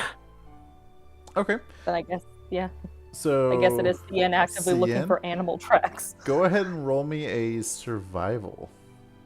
Oh God, what even is his survival? Do I use the baby dice because he's a baby-sized character? Sure. I think That so. makes sense. It's my survival. Absolutely nothing. Awesome. Oh, But that rolled an 18. Oh. Okay. that's pretty good. So, as you're walking this trail, like through a trail through the swamps, but you find a body of a deceased heron. That This isn't the one we did. appears to No, have this one's some. like whole. It appears to have some like slashing and like pecking type wounds. Dodos have beaks. I'm gonna be real honest, guys. Like when he said the guy, like this dodo walks around with a cane, I was kind of thinking like, oh, that sounds like a nice little old guy. Like, do I want to kill him? But Yeah. maybe like we can be the only killers of herringons here, okay? Like he's getting on our turf here. That's true. He stole our idea. Thankfully, he didn't break him into pieces though. Still That's got an true. edge there. But we can't let this stand. No. No. For all we know, this could have been one of the nice herring gods. It's true. Have we met one? We talked to those. They were still kind of jerks in the bar last night, but they weren't as. Jerks. Oh, I didn't Yeah. talk to any. Haven't gone in the bar last No, night. you were really sleepy, Cheshire. I was Like very we asleep. slid an entire bed across the room, and you didn't wake up. It's pretty impressive, actually. Cian's really strong. I only helped a little. She really did most of the work. I did, but it's okay. Okay, it's what she's here for. Do I see any playing cards on this Harangon body? You do see like what appears to be a deck of cards. I like kneel down and I pick up the deck of cards and I show it to Cian. We have to avenge this guy. He was less mean to us than the other Harangon. We can't let this stand at all. Yeah, I mean, he took our money last night, but like he won it fair and square technically. Yeah. I tuck the cards back into his pocket and I pat him and I go, "Don't worry.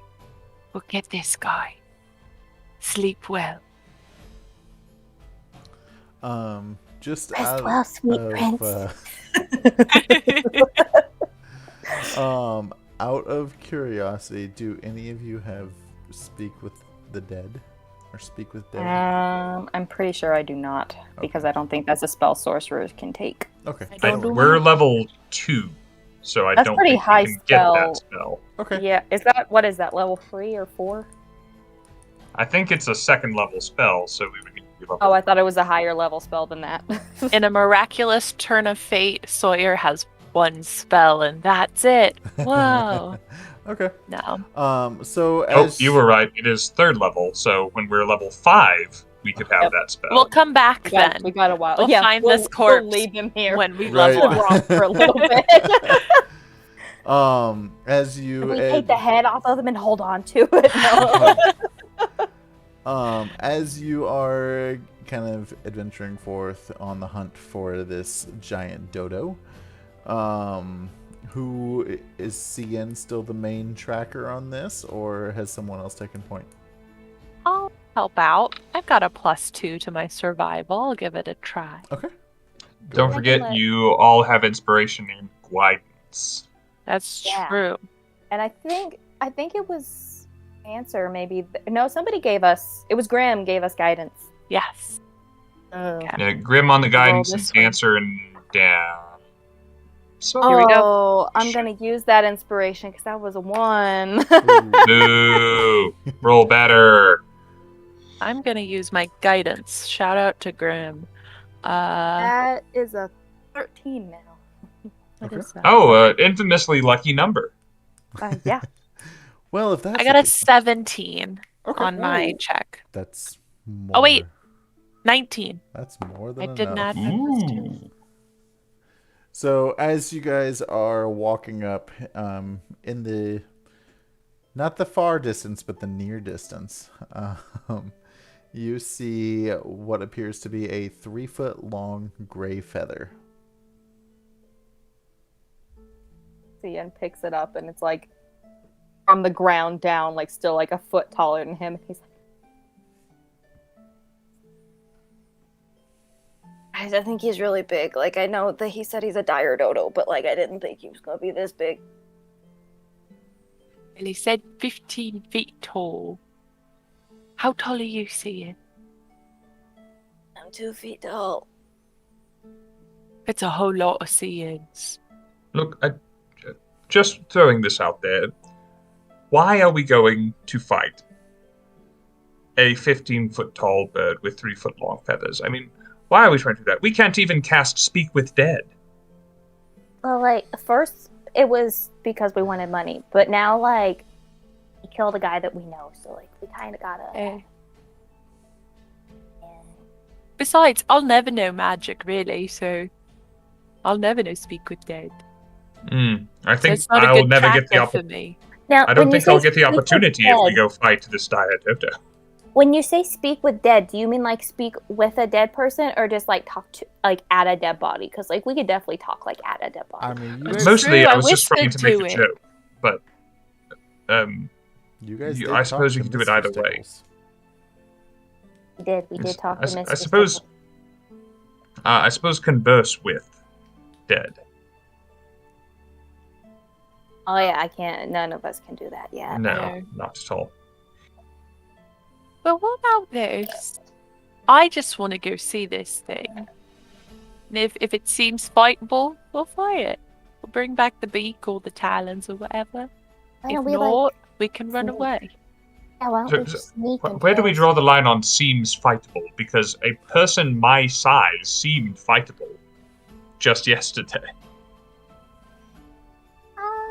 Well, if he starts chanting, then we know not to go. Okay, mess with yes.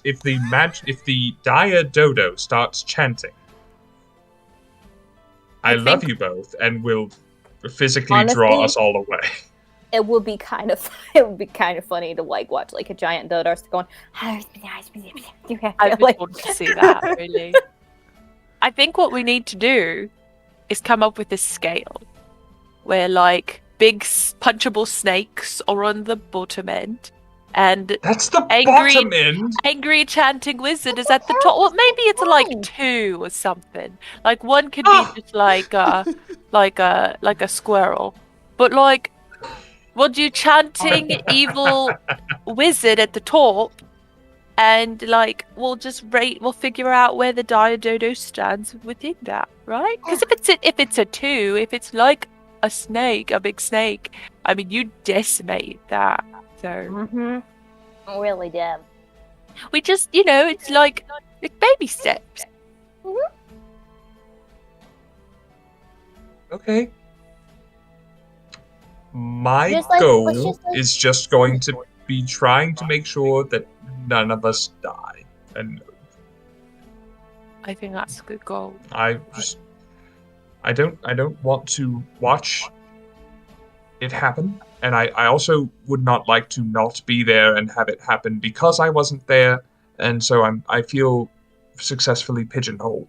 So you decide how best to handle this, and I will just simply try and make it somehow into a plan sans death. Well, healing magic, right? We've spoken. I wouldn't say we're well acquainted, but You're acquainted we've gone to the with it. same parties once in a while. But here's my thoughts. When I'm back at home and I'm down in the fighting pits, everyone has like their speciality, and Mhm. sometimes if we do like group fights, there's people who do different specific things within their team. So like maybe you don't go up and do the offensive, but you step back Oh. and support us, right? Right, but by like shooting arrows. Well, like just like bolstering us. Like isn't that what Yeah. bards are supposed to be good at? Like just charisma, not- making everybody feel great. Not any bards I know, but yes, I will try that. I think it's worth a try. Maybe we just got to figure out our dynamic and like our positions, and I think it's worth it. I think we should try it. For what it's worth, Cheshire, you're like already the best bard I've ever met because like one of my brothers is a bard and like the only song he can sing is Wonderwall. Oh, So, like, you're already like we- 10 times better. we call I know that too. Where I come from, we call it Featherfall. But That sounds more Same. interesting than Wonderwall, to be fully honest. Somewhat, But regardless. Yeah. That and my brother also snores really loud, so like he's a jerk, so like just forget about him. Anyway. On to tracking. that hits Rob in the feels after his airplane ride today. Oh, Oh no! I forgot about your story already. So as you guys start to continue forward, tracking, who is tracking more now? I'll I mean, do I'm it still again. doing something, but I'm anybody's I'm welcome still to- just making perception checks on not tracking. Yeah, Well, Just you- trying to- nothing is coming after you. So Uh-huh. Those are regular. You say that size. now. Got another 19. That Ooh. is more than enough. Well, actually, I always forget to add guidance, so let me add my guidance. That brought it to 15. I already rolled that. These dice apparently like to roll 3s. Oh. Okay, then. Another dead rabbit. No. You come across a set of huge bird footprints with a strange circular print on its right step, as if the creature has been walking with a cane. It looks like this creature's walking with the cave, you guys. That might be the guy we're looking for. Maybe it just has 3 legs and one of them's a peg leg. Maybe it's a pirate. Oh, pirate dodo When you bag. started saying Mhm. like 3 legs and one of them so tiny, that's not where my mind went. Scinn? Did get it. Am I like? Is the footprint like? He like Jay? throws himself down on the. He like throws himself down on the ground and is like spread out in this footprint. He's like, How much bigger than me is it? Just a little bit. Not that big. I think we Okay. got this. It's probably much bigger than you. more than likely. More than likely. Like you just laid a cricket in a Bigfoot. Yeah. Footprint, like. As you're kind of like looking and you see where these footprints lead, you see a sandy hill that is emerging from the marsh, and there appears to be a large bird nest sitting on top of it.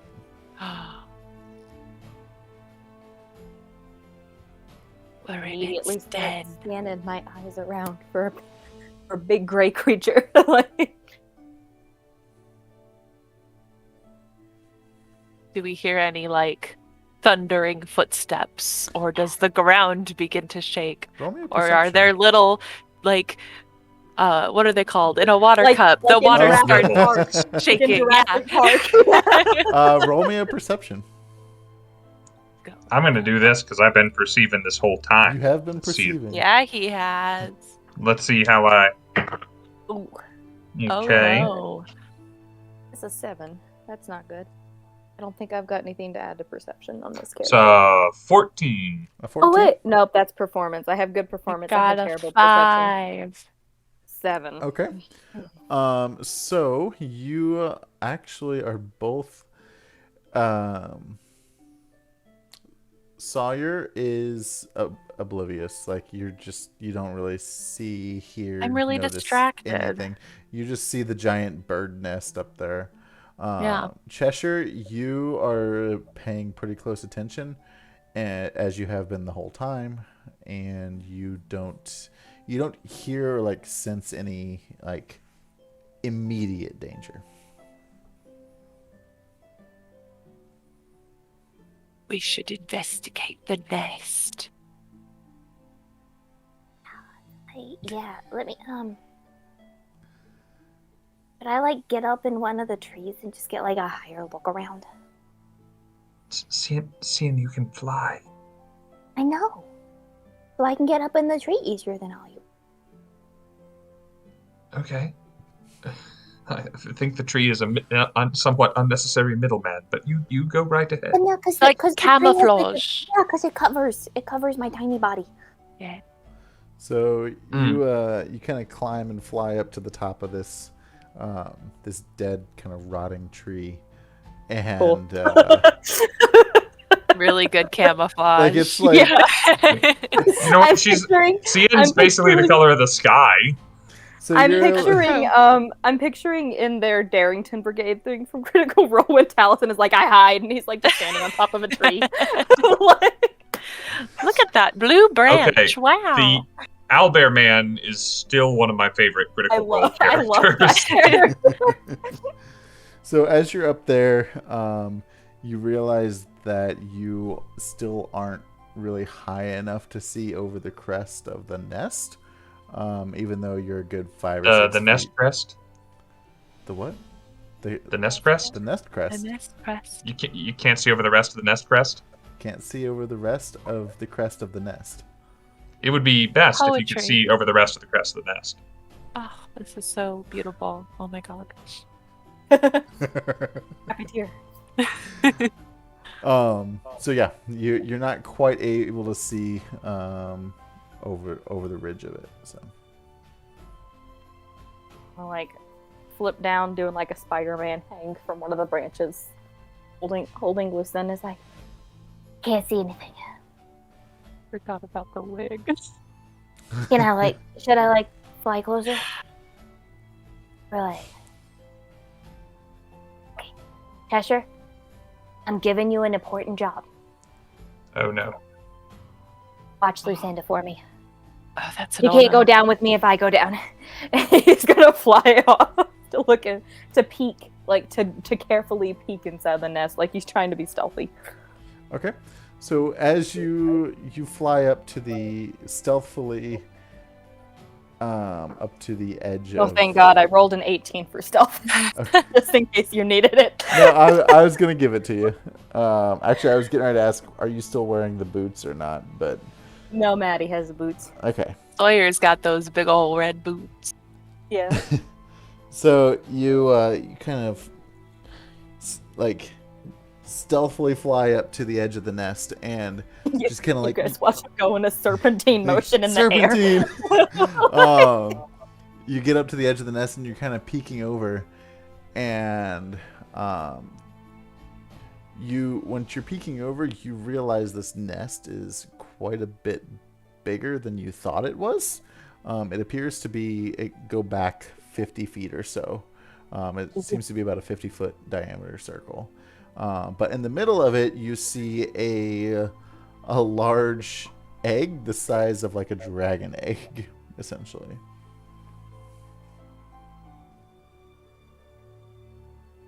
And fly back in that serpentine motion again. Just... As there's an egg in there. The Dodo's your mama. Oh, but now I'm gonna feel bad trying to like kill it. It's mom. It's a big egg, like maybe. You know, every creature out there is either something's mother, father, daughter, or son. What if we raise the baby as our own and teach it good instead of evil? How are we gonna? Like, don't birds like sit on it to keep it warm? And like, we got tiny butts compared to that egg. I didn't think about that part. So while you all are standing here, Maybe not doing the kidnapping thing. I mean, it is literally a child. Kidnapping's a little harsh, though. Like adopting. Yeah. Adopting without permission is kidnapping. The mother's not even around anywhere. So It while needs you guys a are having caring this conversation, heart. Oh no. you hear this like a gulping like pop, and it's one of the marsh bubbles that have happened occasionally around you. Oh no. And you all got the hiccups again. It just really needs like a Sorry. mother's warmth. The mother's not here. Wait, okay. Should we? What if we train the mama? Take care of us. Take care of the egg. We can get both of them. What if we're in the nest and we pretend to be babies, dodos? And then the mom will be nice to us. That's a good idea. What do you think, Cheshire?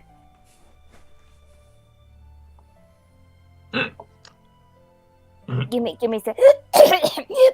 I think that I haven't had nearly enough to drink on my many flights today to make hiccups well. So in your hiccuping noise, you hear a loud screeching noise. It's very, very nearby. Oh, no. Good old Twitch is going to pick that up, but Discord clipped you. Oh. So we'll have to watch the VOD for that one. But a big noise close by. Too late to be baby dodos, I think. I hide. We lost her.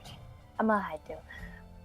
I You- will follow watch my him- friends. You watch him like walk into a book and then just like like slide into it. So, Sawyer like looks around, realizes you're both Simpson. hidden. Yeah. so immediately around you, if you're gonna hide, there is a half dead bush.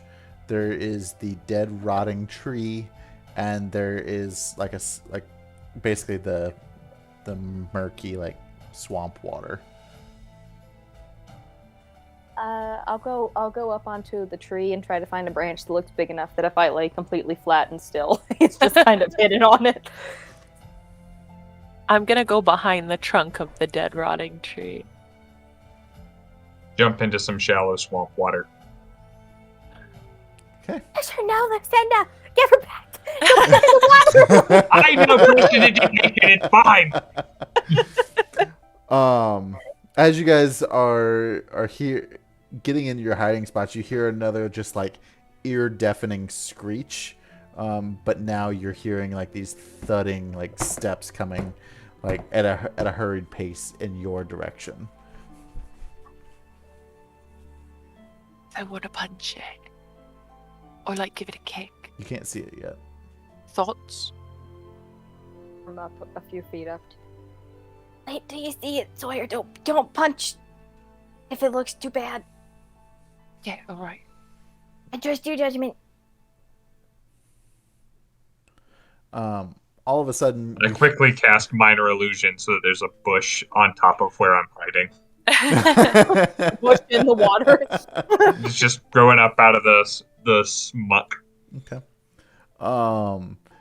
You hear the stomping stop all of a sudden, but now instead of stomping, you heard kind of a whooshing noise of a bird taking off essentially. And then you hear nothing for a moment. But I'm basically laying on my back flat on a tree branch. Can I see anything? Roll me a perception. Oh gosh. Why do I even check if I have anything to add? I never have anything to add to anything. 14. Okay. So Great roll. as you are laying on your back on this tree branch, just looking up at the sky, you see a giant 15-foot dodo in the sky fixing to land near you. Lets out a little high-pitched squeak and I thought they were flightless birds. I thought they were like penguins. Oh, he slide Sawyer watches him tree hug this branch and just slide to the bottom. I'll catch you if you need me to. And then I see you Yeah. slide down. right, yeah. he just jumps playing a little monkey and just lands.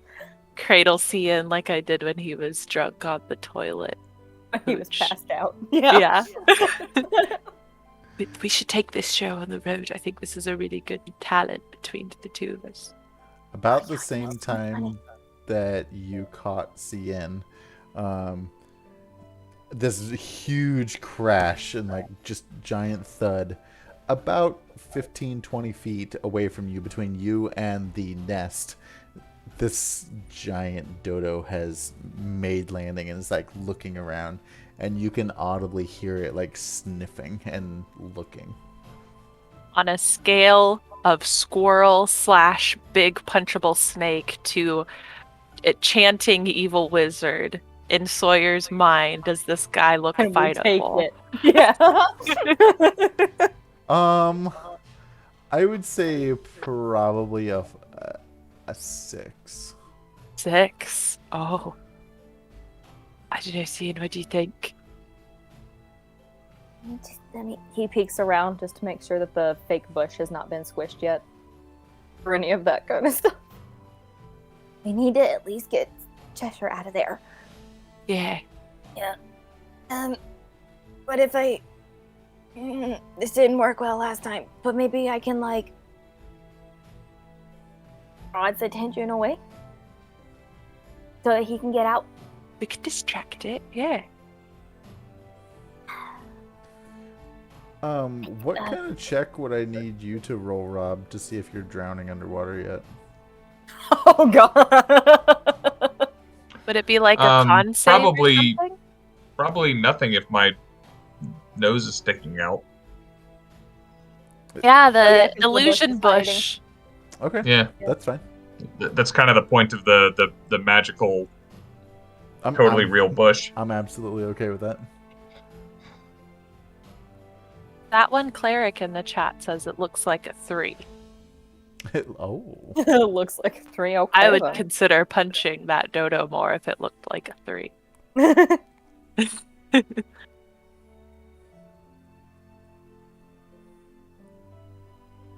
I'm gonna take out that doll, the Oni doll that does No, it wasn't the doll. It was something else that I have that makes the puppet that makes illusions, the minor illusion spell. I think I've got 2 charges left on it because it was 3 charges. And he's gonna try to just make like a giant dragonfly that can just start flying off in one direction, hopefully in the opposite direction to make it follow. Okay.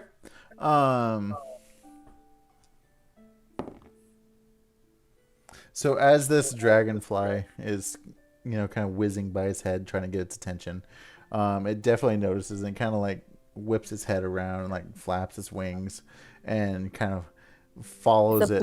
It's a blue dragonfly going, "Hey, listen! Hey, listen!" So the dodo is annoyed with this dragonfly and is following it and kind of leads it away from you, kind of back behind the nest again. Get out of the water! Get out of the water! It's coming! Are we ready? Are you all right with leaving this thing behind? It feels like a 6. I don't know if I'm ready for that. Fantastic. Okay. She said if it's a 3, she'd definitely punch it. Yeah. Like half a dodo, I would punch. I will bound up, and with satyr levels of speed, I will run on the little goat legs back towards friends and wrap around the tree trunk with them. Okay. So we run. You at this dead rotting tree, you hear the giant steps kind of walking away from you, and like you hear another one of those just like howling screeches from it.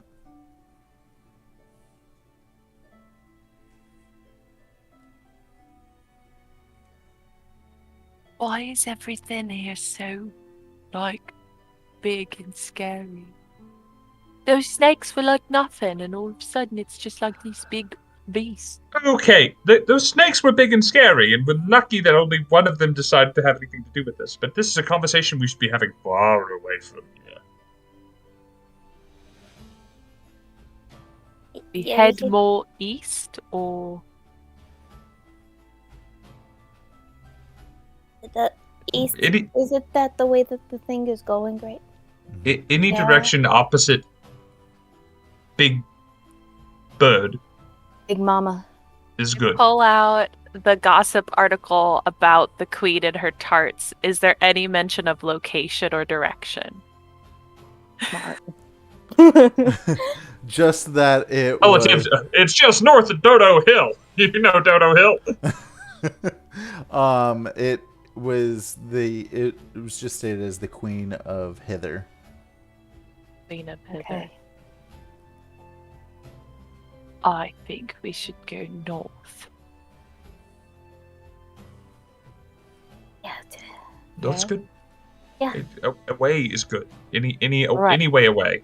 I point east towards the sun, and then I orient myself, and I turn to point north. Okay, so as you guys are heading north.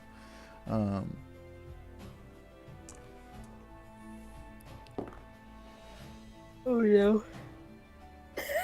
Oh, he's reading stuff. This is bad I know. news. That's why I said, oh no. I mean, it's nothing terrible. So your hiccups have worn off, by the way. I don't know if we went over that. It was probably good that Oh, I yeah. just remembered those are gone. So as you are starting to make your way north, you notice that the water level is increasing. Oh, Oh, shit. gosh dang it. Should we get up in a tree and just wait for it? There's no real boat around here. I'm gonna zip so- around looking. The water only becomes 5 feet deep total. That's way taller than me, but I can fly. Yeah, that will slow us to a crawl, but we're not going to drown in it either. Mhm, mhm. I think I'm basically fine with that. I do prestidigitate Lucinda clean and pass it back over to the flying boy.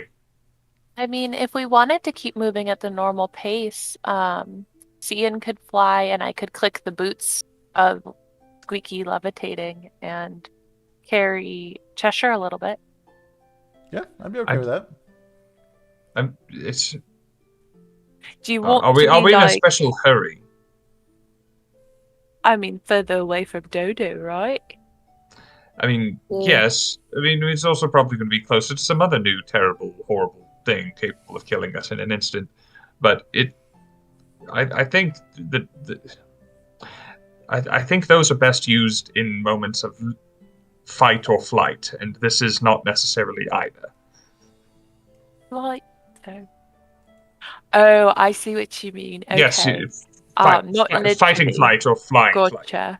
Gotcha. All right. Mhm. Well, I'm just saying, if you want to be in the icky swamp water, be It's my fine. guest. I can Uh, I can clean myself, and it's pretty much a mud bath. So, people pay for this sort of thing.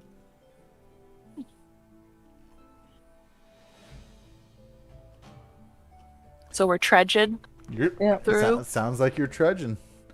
Sian will do like a dog and like be going like far enough ahead they can still see him and then come back and then going back forward. Like, So, you guys have been trudging for probably an hour or so, and the water levels have come back down to a normal amount. But now you're not on any kind of a trail, so you're still, even though the water's low, you're just trudging through mud, essentially. I feel really bad about these red boots. I clean everyone's everything. Oh wait, I still have Magic. that wand Magic. of prestidigitation. Let me Yeah, let me, you let me do. try that again. I'll pull it Sure. out and clean myself.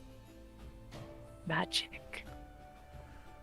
As You're getting it. you've you cleaned yourself a little bit, you come across what appears to be a foggy marsh that is kind of stretching as far as the eye can see. And you're able Not a Randy Marsh. No, not a Randy Marsh, a foggy one. Okay. And there's a what appears to be like a rickety old bridge of sorts, or not a bridge, but like a nature trail, essentially, of wooden planks across, just kind of above water level.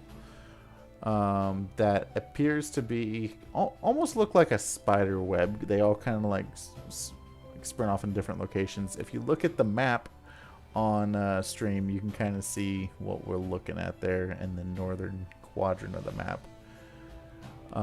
okay. At the kind of off in the distance, you notice there is a ginormous ivy-covered tree stump that is about 10 to 20 feet tall. And there is a fog bank that is kind of shrouding the base of it.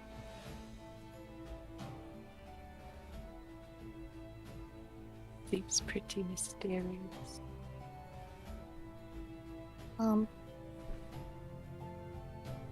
Being the only one that can really fly for any distance or time, I'm gonna kind of just do like a little flutter around, like not very far away, but like just do like kind of like a little flutter around to see if I can see anything that seems ominous.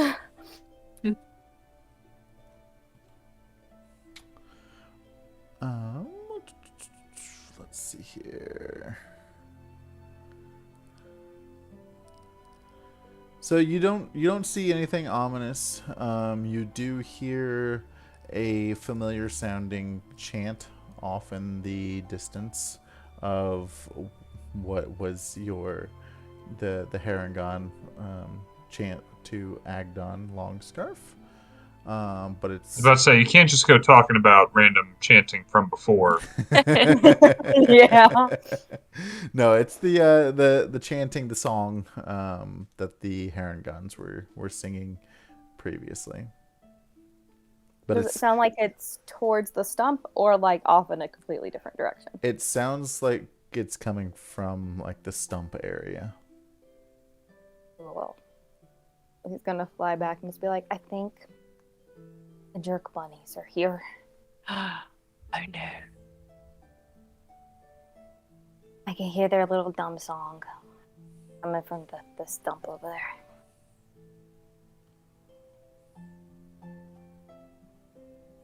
Did they seem like a 3 in your mind? You know, like, do you want to go punch them, or do you want us to not go? I feel like maybe a certain amount of them would be a 3, but if it's any more than that, that's like probably a 5. Hmm.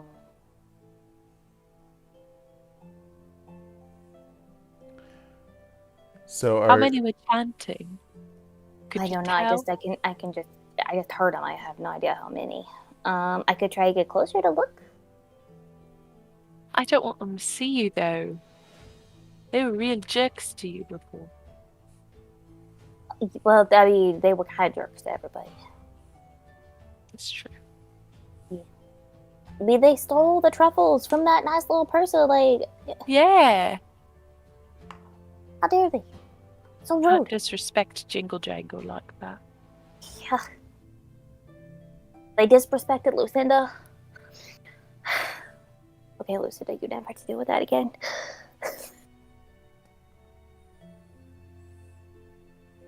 So what are you guys doing? Cheshire, what do you think?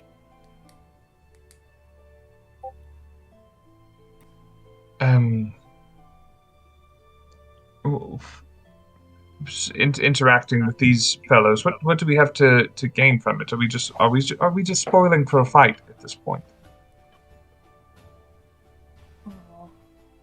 I mean, I it probably mean- would turn into a fight with them because I don't like it. I think so. We've not had a single positive. Sorry, you apparently played cards with some.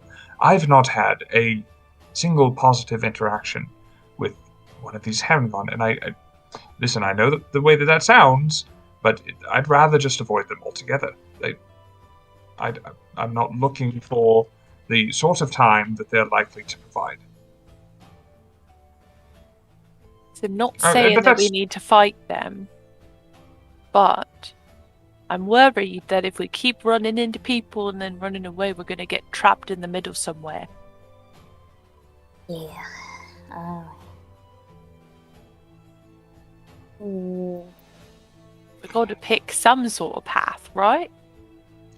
Perhaps we can try to engage them amicably, offer to, from a distance, share some of the overabundance of victuals that we have recently procured, and gauging their reaction, perhaps, into some mutually beneficial arrangement of finding out more information about where we are, what's going on, why dodos wield canes, and or where anything, or strength in numbers, or perhaps just a warm place to... I mean, I know that we're clean now, but the water was very cold, and I'm still not quite over that. Yeah. If we're gonna go talk to them, I'm gonna let you two do the talking, because, like, I kind of, like... I mean, I'm the reason we broke the other guy apart. So... I also, Rob, heard you say And if pig Token. jewels instead of what you actually said. I heard pig jewels, and I was like, excuse me. I mean, we probably did take those with us, because I didn't eat them. Did you? It was an They're entire somewhere. pig. They're in my Somewhere in a picnic bag for later. That's a delicacy in some parts. And our little pork bento box, yeah. And so, with the idea of engaging them from far enough away that we can maybe disengage if we wish to, Cheshire will, make himself plain to see and call up to the Herongon and say, hello there. We, you fellow travelers, merrymakers, and, people, we are travelers from a far-off land in search of some safety and companionship, and we have food to share. How does that strike you? You hear nothing other than like the typical swamp noises, some frogs and crickets, because the base of this stump is a good 300 feet or so ahead of you. So not really. When I'm making myself plainly visible, I'm making it to where they can't see me. If that requires getting closer, I'm doing that. Okay. So you've made your way up a good. At this point, you're probably a good 100 feet or so away from the stump, and you hear, as you say this, the sound of the music and everything has stopped, but you don't hear any kind of response back to you. You heard the music stop, but you feel like something is watching you. Scien's gonna hide in whatever place is easiest to hide, where Cheshire's still within range to do something, just so that if he has to launch an attack, he can. So there's not much to hide behind, being on these like this wooden walkway. Hide behind me. So you can hide behind Set each Lucinda other. on ground. Hide behind Lucinda. You can hide behind Lucinda. It's just a wig that's walking. It's like a barrel. Yeah. So yeah, you don't hear anything. But let's see. Do I see anything? Who has the highest perception out of the three of you? Passive? Passive, Certainly yeah. not me. Mine's a 10. Mine's a 12. Also 12. Okay, so I'll have Sawyer and Cheshire roll perception. Rollies. Rollies! 17. 18. Oh, okay. Show off. So, as Sawyer is, or not Sawyer, Cheshire is calling out, trying to make peace with the Herongons that what you're assuming are up there. Sawyer has noticed an odd feeling has suddenly come over you, and you have become aware that somewhere along the way of walking along this bridgeway, a hunched hooded figure has kind of joined your group. I turn around and I smack it with my staff. Is this the guy from Monty Python and the Holy Grail that asks this question? Like... So as you turn around, you and immediately smack this hooded character that was Oh, just. heck yeah. Go ahead and roll damage on God. I rolled max damage for this. That's going to be Hey, oh yeah. 9 bludgeoning. that. Oh god. Wow. Okay.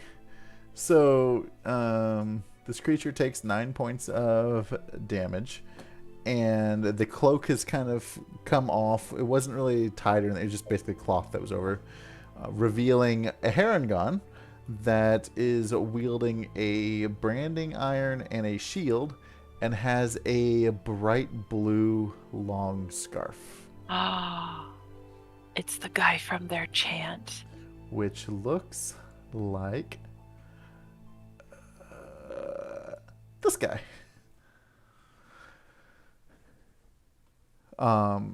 So with that, Oh no, he's cool.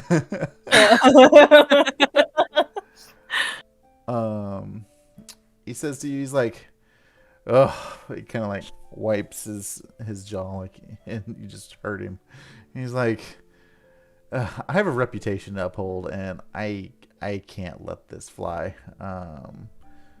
So he's in an attack stance, and go ahead and roll initiative. Oh no. He tried. I was trying to defend everybody around me and scare them off. Oh, that's It's good. If people are terrible. sneaking up on people, this is what they get. That's a total of 6. Okay. I got 15. Okay. Cheshire?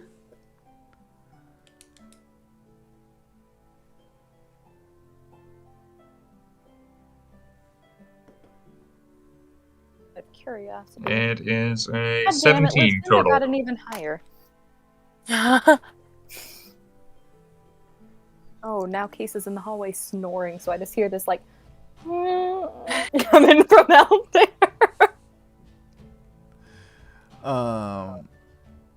Let's throw down. I'm ready. Okay. So he is going to come up first, and he is going to. Let's see. I can make 2 branding iron attacks or 2 dagger attacks.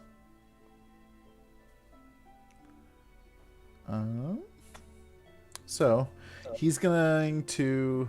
So he's got his shield and his branding iron. He's going to just swing at you once with the branding iron. I'm going to go out on a limb and say a 26 hits. Yes. Okay. Okay, cool.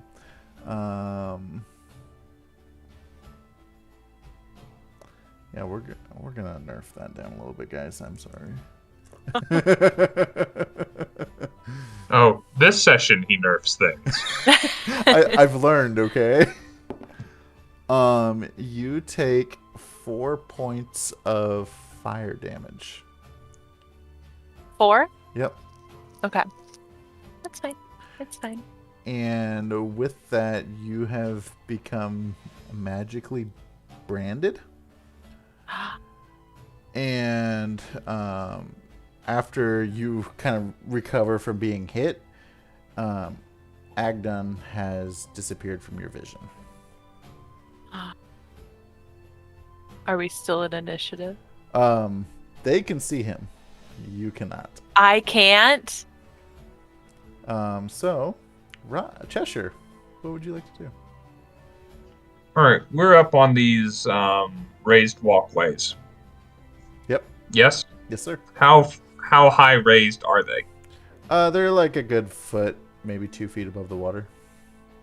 Like They're not very high. I was hoping for so much more than that. Okay. Like 50, 60 times that. Okay. In that case, didn't you say he got 2 attacks? Or are you good with just 1? I'm okay with 1. Okay. Well, I'm going to try and... you know what? I always forget to use magic items.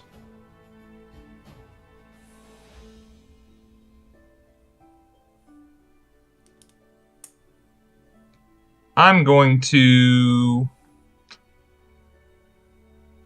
run up and pull out that blue chromatic rose that I was given, and I'm going to fling that in his face. Okay. Also, Misfit just raided us. Oh, we got some raid Oh, really? Hi, friends. From Misfit. I hope your hat Hello. went well. I Oh, what tuned do we in for got? a couple minutes. Oh, yeah. Hi! I saw part of your hat making. It looked really cool. Mm-hmm. Misfit's gonna run this bitch this weekend.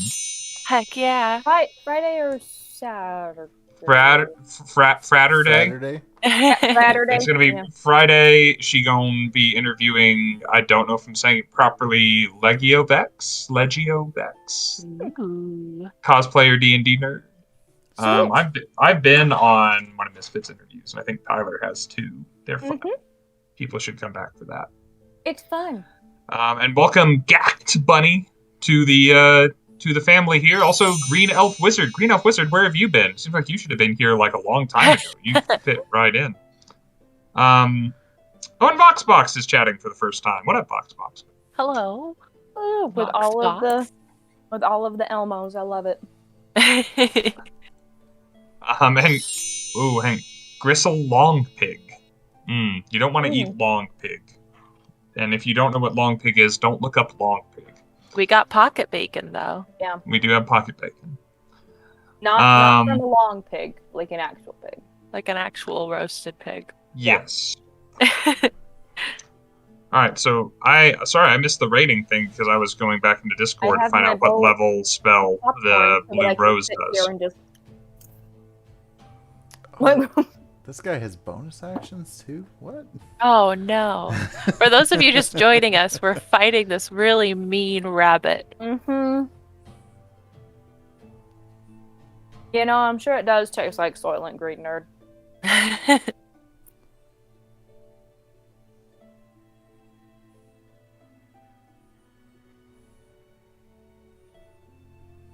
Do you have handy what the spell level was for that rose, Rob? Let me look and see here. I don't have it offhand, but I can. Believe you sent it in our it was in Discord. chat, but it was a couple. Yeah, but I can't sessions search ago. it for whatever reason.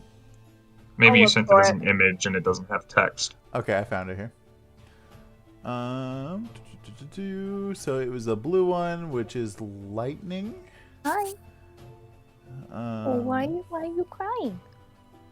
As an action, you can blow on the petals from the rose to produce a 20-foot cone of lightning damage.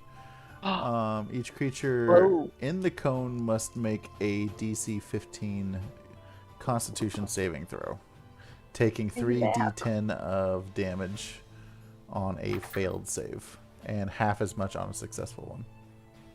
Oh. Thank you, Green Elf. All right, let's for see the guidance. what Money Boy's got on Constitution saving throws. So you were in front, correct? Yes, I said I ran up and blew this in his face.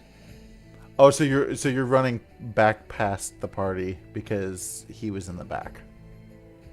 Yes, to not catch my party. To not catch the party. All Okay, this that's what I was trying me, to make sure. So let's see.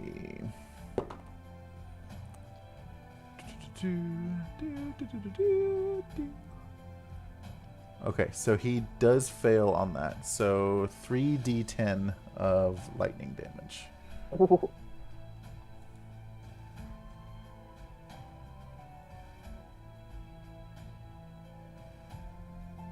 Well, that's half of 8. No, it'd be full 8 because then it's the full 8. Okay, there we go. 8 lightning damage. So he gets zapped by this lightning, and it just kind of looks like it kind of pisses him off even more. But he just kind of like scoots back up, and is kind of readied himself back up again. So Sawyer, I believe it's your turn. It's me now? Even though you I still don't know where this guy is. You can't see him. I'm going to bonus action. Okay. Spend a bardic inspiration for Sawyer. Thank you. You also just got guidance from Robin Taylor. Ooh. Hey, thanks, Rob. What is your inspiration right now? Is it a D6? Yes. Cool. Thank you. So I can't see this guy, but the last time I did see him, he was right in front of me, right? More or less. Because I turned around to swing at him. Yeah. I'm just gonna swing at the space I last saw him in and see if it hits. Okay. So I'm going to take my staff out again and do that. Roll at disadvantage. Okay. Ooh, I don't know if that will hit. 14? You can still roll the d6 before he says whether that hit or not. Oh, okay. Then I will add If you want that. to try and seal the deal. Oh, yeah. Dirty 20. I rolled a 6 on my inspiration. Thank you. Oh. Boom. Okay. So as you bring this the staff down, you feel it kind of connect briefly with Cool. not a solid connect, but you do feel a connect of some sort. So Okay. go ahead and roll damage and yeah. 7. 7. I believe that is bludgeoning. Yeah, bludgeoning damage. And then I'd like to use a key point to do flurry of blows, please. Okay. So that's 2 unarmed strikes. So the first one, I think that is going to hit. 23. Yep, that hits. Sorry, my brain spaced out for a second. I feel like I'm just punching in the air, but I'm making contact. There's a sweet karate montage being filmed right now. 6 damage for that one, and then the second of the flurry of blows. 15 to hit. That does not hit. Dang it. Oof. Bam, and then whoosh. Well, good thing we used the d6 earlier then. So yeah. Question for me. It says I have a reaction. How often can I use those? Every time your turn comes up again, you get it back. Get it back. So once per round. Yes. So, and you can only use react. Well, yeah. So once for instance, this once per one hop is out. uncanny dodge, which allows me to have the damage I take from an attacker that I can see. Yep. So on you could one take attack, 3. it could be Sawyer's attack. It could be Sawyer's other attack. It could be Sure. whatever Scinn is about to do. But it's once between Argon's turns. Okay, cool. So yeah, he will take that additional 6 damage. And you're not able to see, but he is he's hurting a little bit. Cool. Which will bring it to Cian's turn. All right, he's been flying off the side of the bridge just for the sake of everybody to have space to do things. And from probably about 15 feet away, you both watch him just go. he drops a witch bolt down on the bunny, which will be. This is so festive. This is the Easter season. We're going around picking the shit out of bunnies. You know. Yeah, I As know. one does. Oh, that's good. That is a 19 to hit. Nice. Yeah. A 19 does not hit. It doesn't. Oh, darn. Oh, you said 18. But my right? dirty 20 hit. 19. Oh, you said 19. Okay, yes, a 19 does hit. Oh, nice. Okay, Yay. so we need It like breaks even. Meets God. it, meets it. It's a good thing I did a witch bolt thing, because I can just keep this on him. That will be. Oh, wait. Yeah, I just rolled my D10 instead of. Because it popped up at 70, and I was like, that's not right. I rolled my 7. 10. I rolled my 10 instead of my 12, though. Oh, 12, right. So that is 6 points of lightning damage. And the witch bolt, now that it's hit, can stay on as long as I choose to. It has Okay. a duration of 1 minute, but in a fight, 1 minute is like the whole fight. So He is going to use his reaction to have that damage. So he takes. Oh, he doesn't. Oh, he didn't use it on Sawyer's turn, right? Yep. Okay. Good. So he'll have that damage. the 3. So we'll round up to 2. Oh, wait, it was 6 damage? Well, no, it's an. Yeah, I was gonna say it's an even number, so it's 3. Okay. Alrighty. Now, let's see here. We're back to the top. Okay. As you've been fighting on this tollway here, Agdon, so you're facing away from the stump, facing Agdon. While you've been doing that, 6 additional Haragons have come up behind you. Oh my god. I think we may have fared better with the dire dodo at this point. Maybe. Let me. Maybe. That was just the luck of the roll. So, all right, so there's one. So did it take their turns to get this close to us, starting so far away? Well, that was kind of like the end of the order, so I'm rolling their initiatives now. So All right. So are they starting back at the camp? What do you mean? Like on the Well, stump. we've been we got within 100 feet of a stump and there was nobody around. Well, they were Right. on top. So out of game, they live on top of the stump, right? Right. So as you've been fighting and distracting, they've made their way down while you were distracted by Agdon. But their initiative is not rolling very well. So that's 4 of them.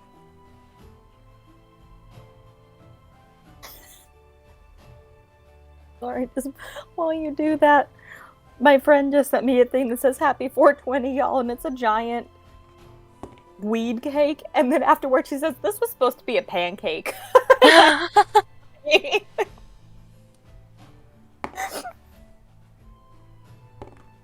Okay. Oh.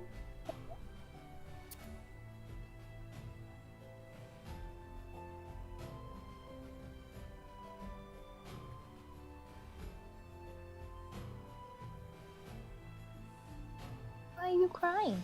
Maybe these other Harangon are actually really nice, and they're just looking for friends. Maybe Maybe if we kill the leader, they'll listen to us. I'll say maybe they're big Agdon fans and they would, like to see him alive. Maybe Agdon is whoever wears the scarf, and if one of us puts the scarf on, we're the boss. And I'd say that would look hella good on my waist with all the other ones. Yeah. I mean, the scarf itself kind of like trails out a good 10 or 15 feet, so it's like a Sure, long, we'd wrap it around Like a a few train. times. a long flowing scarf. So We'll make it into a sash, like a weight, we'll wrap it a couple times around Cheshire's waist. It'll be fine. Yeah, and Sawyer can tie it for me Yeah. One day we'll teach you how to tie. one day. let me get their character sheet pulled up here. Speaking of which, I did a buddy's wedding the other weekend, Hey. and I was one of 2 people in the wedding party that knew how to tie a tie. I tie my bows really stupid. I do the And bunny ear how method cufflinks instead of the way you're supposed to do. Like I started doing the bunny ear method for cosplay, and I can't remember the other way now. Why are you screaming? All right, You guys so Your way, I heard her little squeak. Yeah, your little high pitched whine. Can you So look at everybody? one of the Harangon brigands is going to move up and take a clubbing swing at Scinn. I'm floating. I don't know if he can reach me because I'm floating. How high? Like I'm not on the bridge. How high are you floating? I said I was Keitha. I said I was 15 feet away from the bridge. Probably 10 feet up. Oh, I got you. Okay, cool. Yeah. So in this he case, was because he can fly without having to be on the bridge. He's this is doing true. that. That's right. Oh. So it will be at It's just a bunny that just jumps. at Sawyer. Does a 6 hit? I'm assuming not. No, it doesn't. Okay. So he takes a swing, misses. I'm just reading what that one cleric has to say in the chat. The second brigand is going to actually make a sling attack against Scinn. Of course. That is a dirty 20. That does it. Okay. So do. 7. Wait. Yes, 7 damage. Bludgeoning. Cool. That's half of mine. Okay. Okay, so now we're back up to old Agdon. And This jerk. after being zapped by lightning from your Rose Cheshire, he's gonna talk about. He's like, it really didn't have to be this way. You could have just paid the tax like everyone else, but no, you had to swing and hit me, and I wasn't looking for a fight today. I just was here to collect my treasure and be on my way. And as he says that, he's gonna like The stalker. he's gonna like just slam his shield a couple times with his iron, and he's going to swing at you with that same branding iron. Or you could have just responded when I called out to you and your friends, but no. Honey. Does a 13 hit? Barely misses. I'm a He 14. says stop. He wants to help. So as that misses, he's gonna use his momentum to kind of like just kind of like zip kind of through like by you and like through the brigands over to the other side, being real agile. Can I get a ram opportunity attack on him as a satyr? Sure. Oh, yeah. That's how I kill snakes, baby. If he's still next to me and I see Cheshire doing an opportunity, can I No. use my opportunity to swing at him too? Well, he just It is missed, so I'm gonna say no. But is he leaving my my reach? Well, you can't see It's- him. It is, normally speaking, you would think that would just be, oh, but I have disadvantage. You actually can't do op attacks if you can't see the target. Oh, okay. Gotcha. Inconvenient Darn. 5e truth. Yep, it's come up in players' favors and out of players' favors before. Fine. I'm fine. It's fine. There's it's a target-rich environment. You'll get Yeah, with I'll it. get somebody. So is he running back with all of his friends over there? Yes. On Cool. this narrow, like 6-foot wide bridgeway. What is your passive perception? Who's You. 12? 12. Okay, nothing happened. So, and now Okay. it brings it to your turn, Cheshire. Cool. So things are basically moving around on this bridge in single file, right? Because it's such a narrow bridge. More or less, like I said, it's like 6-ish feet wide. It's not constructed very well, but you can get at most like 3 people across. I would say, like if you're just standing there, but movement, I would say 2. Okay. So if I were to run up to Agdon again with his boys around, and let's say I was trying to fit as many as possible in a 15-foot cube for some reason, how many would be in that cube?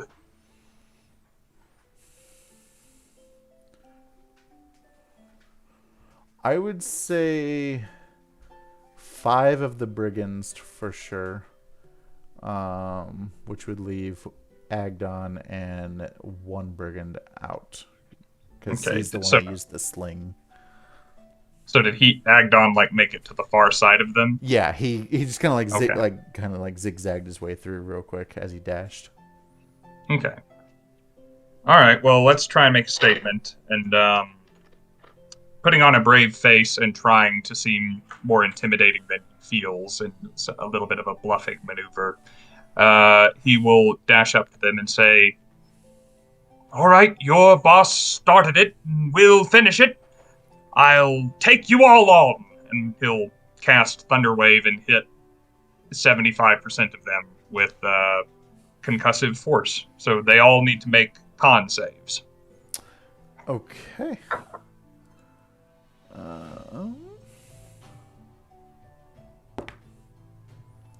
That one's a natural 20. They'll take half. That's a 13.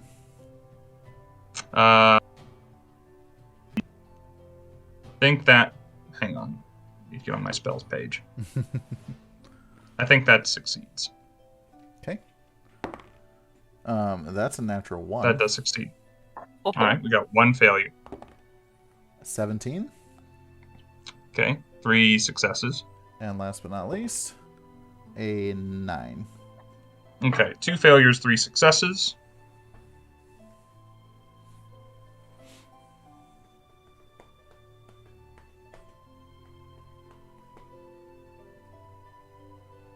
Alright, the failures will take 9 points of damage and pinball into their friends as they are rocketed 10 feet away from me. Okay. Hopefully causing a jumble of confusion and twisted bunny tails. The others will take 4 points of thunder damage.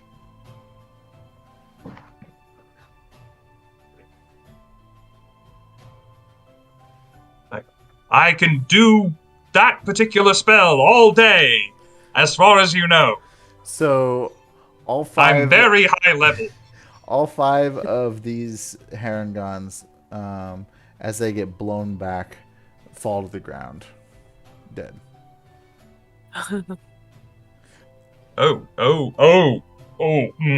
You hear Sawyer in the background going, "Yeah, yeah, Cheshire, you got your second wind in you now. Let's go." God. But as we know, the death in the domain of Prismere has different effects. And the one that I rolled, Oh, that's what happens? I just thought that guy was like some weird, like, stone man. Nope. I didn't know that's what was going on. No, there's different effects on death. And the one for this, so you see all these rabbits die on this bridge. And Fuck.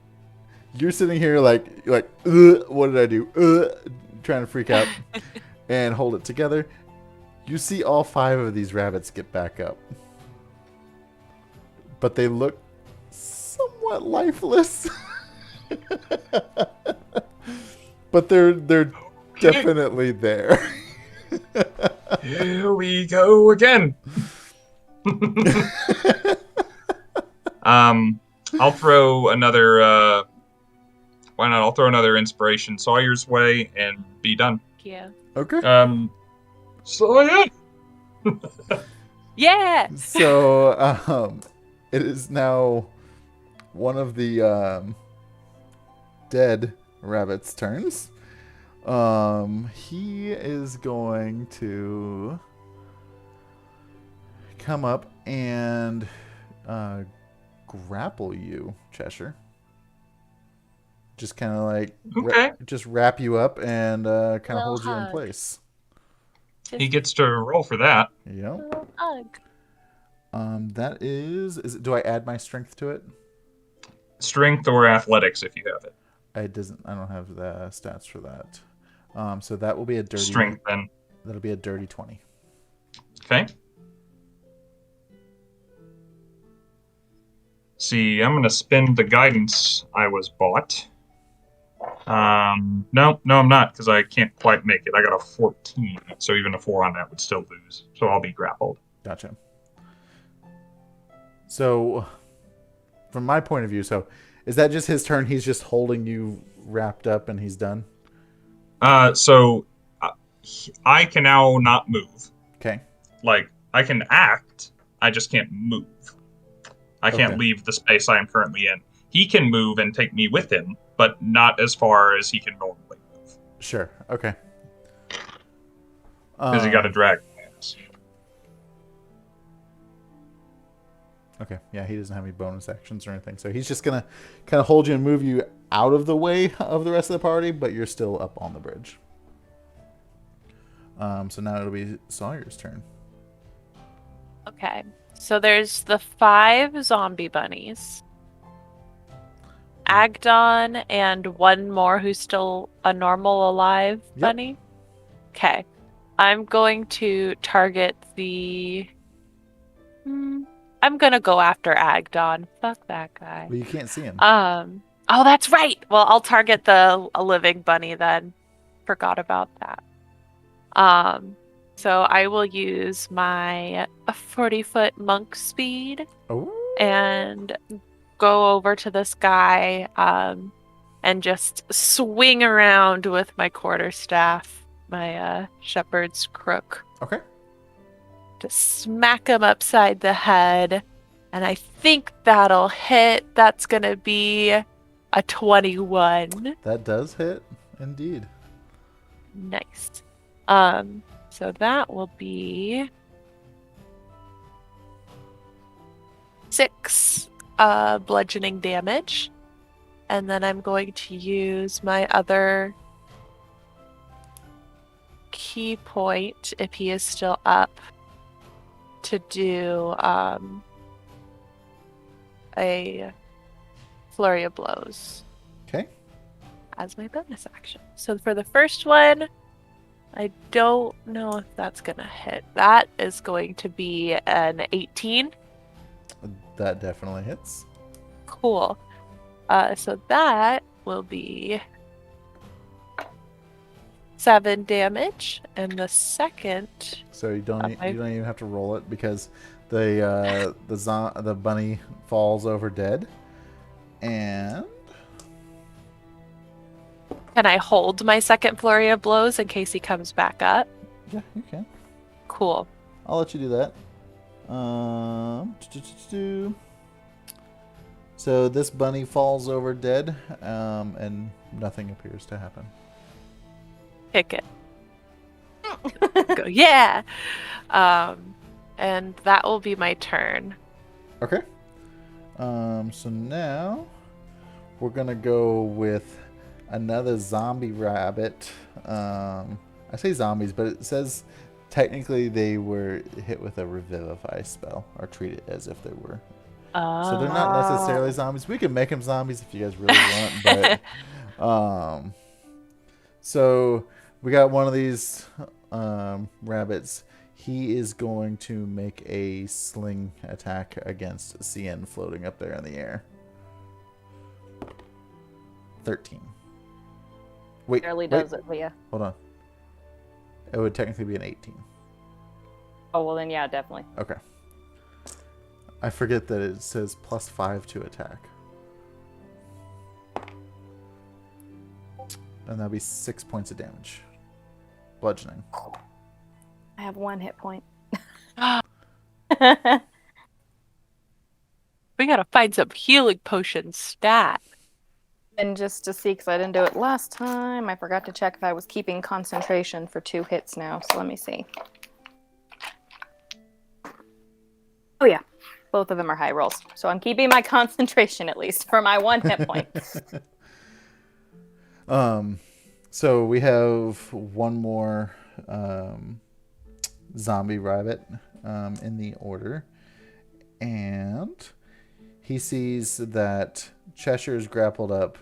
You appear to be hurting pretty bad, so he is going to do a club attack against Sawyer. Bring it. I'm ready. Does a 15 hit? Beats it. I have a 15 armor class. You're not getting out of here without any damage. It might not be much. Give but, me it. I want it. I want the damage. 3 damage. Bludgeoning. All right. Cool. So now it is back to Scinn.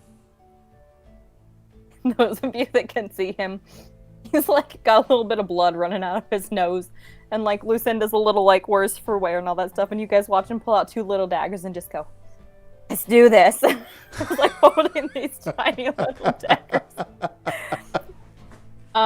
He's gonna start by dropping his witch bolt on the main bunny again. Which, when you hit with witch bolt, you can use your action to just keep dealing damage with it for that minute. So Okay. I just roll damage on it. I love Witch Bolt. Yeah. I did 2. Ooh, that's an 11. Against And Agdon? no, that's actual damage. Once you've hit with Oh. Witch Bolt, it just keeps going. Gotcha. Okay. Yeah. Let me do some math here. So Oh, But no. while Not you're doing that, he's gonna fly about 15 feet back so that he's got more distance on the bunnies for aiming at him. Okay. Like 15, 20 feet, because he's got 30 feet of movement. So. Okay, cool. And that way, too, if he passes out, he's not over water to fall into water. So. That's important for You sure. know. Okay. So is that the end of your turn? Yeah, because it takes an action to keep doing damage with Witch Bolt. But, like, you guys watch him fly through the air, just like, ah! Like, screaming, like, shaking these little daggers. So we got another... okay, hold on. We've killed one officially of the rabbits, yeah? Pop, pop, Yeah. Okay. as the chat says. So we have one dead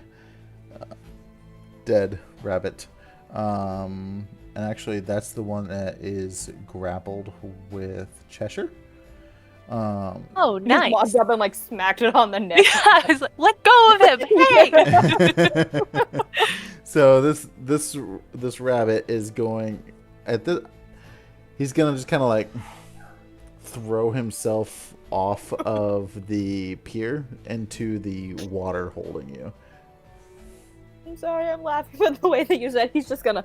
He's just gonna I thought you meant that he just kind of went... and was dead. So at this point you're just kind of like sinking in the muddy, murky water.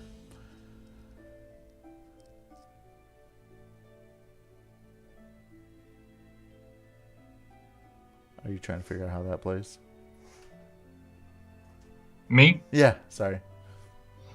No, sorry, I haven't eaten lunch yet today, so I was ordering food. Gotcha. Okay. Because that meal is very overdue. I'm sorry. No, you're fine. I want to be thinking You're of fine. something other than my stomach right now. I get it. What are you ordering, Rob? What's your dinner? It is stinking cold out here, and we don't have a car, so I'm just getting pizza delivered. Yeah. Heck yeah. Love me some good pizza. Well, while you're waiting on your pizza, Yes. how do you feel about my drowning? apologies. Well, you said it was like a foot off of the water, but I guess the water's deep. It's probably 3 to 4 feet deep. Okay, and I'm still being grappled. Yes. Well, I would probably. Is it my turn? No. This rabbit has just kind of like grabbed you and rolled off. Is holding you Okay. underwater, basically. Well, then I have 2 minutes before I start drowning, but I will try and get out of that situation as soon as I can. Okay. So it'll be Agdon next, and then you. So, Agdon being up there, he is going to make an attack with his branding iron against Sawyer. Since you can't see him, are you okay with me giving him advantage? My current hit points say no, but if it makes sense, Because I mean, yes. you don't. The way I see it is, you don't see it coming whatsoever. Right. Would that be like sneak attack or something? It means they have advantage on hitting you. Okay. Okay. That's kind of the way I was feeling it would play, but This edition loves its advantage and disadvantage situations. Roll low. okay.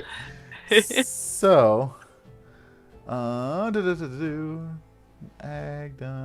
with his branding iron. Is a 37 hit? No. 21. God.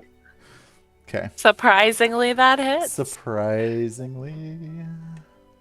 All right, so we got.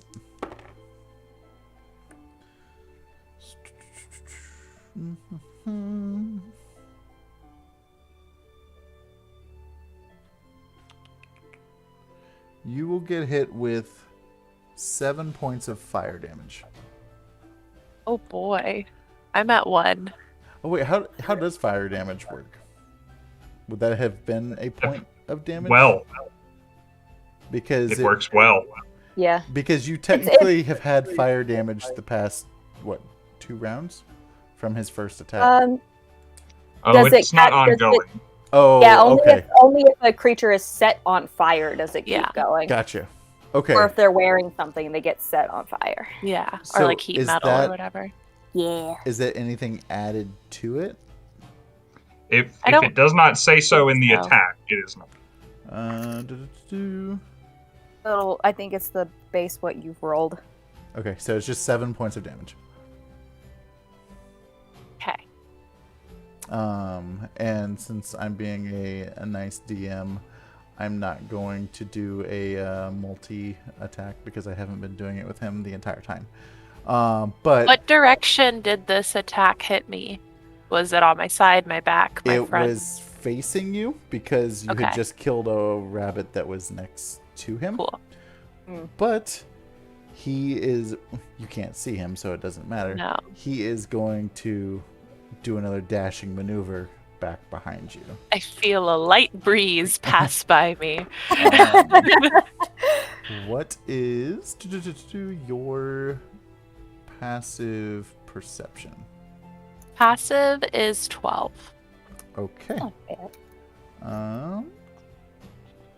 Is there, with his branding thing, is there a saving throw I could do on my next turn to try and see him again, or is this just like an effect? It just says Agdon is invisible to creatures branded in this way. The brand disappears after 24 hours, or it can be removed from a Oh. creature or object, or it can be removed from a creature or object by any spell that ends a curse. Interesting. Okay, cool. So as he zigzags and dashes past you, he's actually going to like stealthily reach into your just top of your pocket. What's the first thing he grabs? The bacon. He Oh, grabs no. some bacon. No. I mean, it could be worse. It could be worse. That's for sure. true. Still the bacon. So now we are to Cheshire. Okay. How deep am I? I mean, you're like 3 to 4 feet. Okay.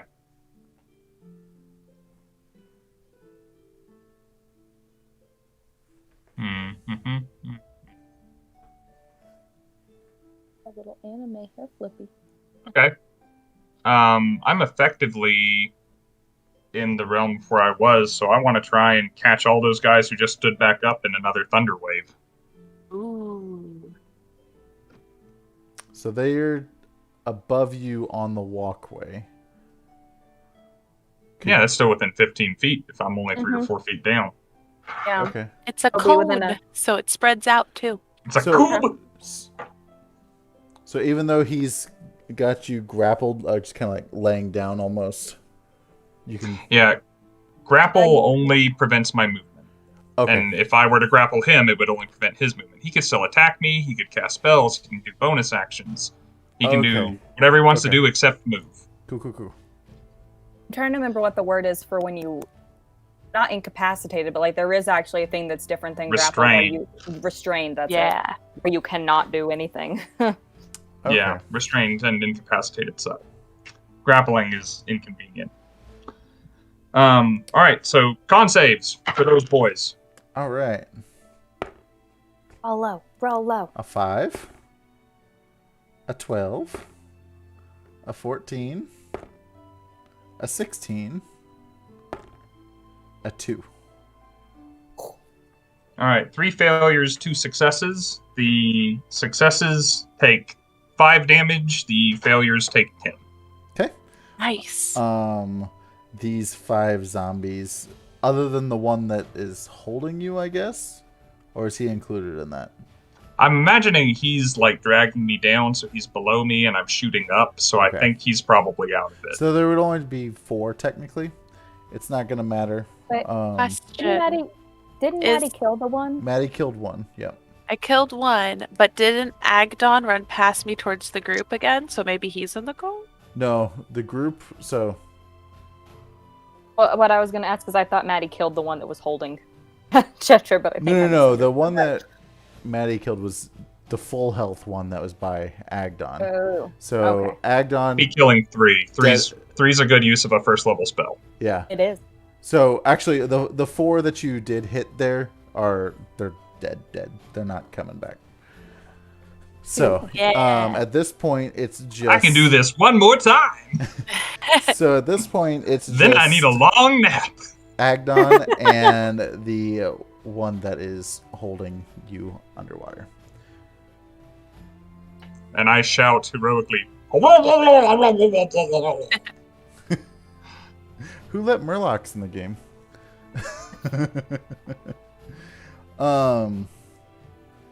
Okay, so that brings it to Sawyer's turn.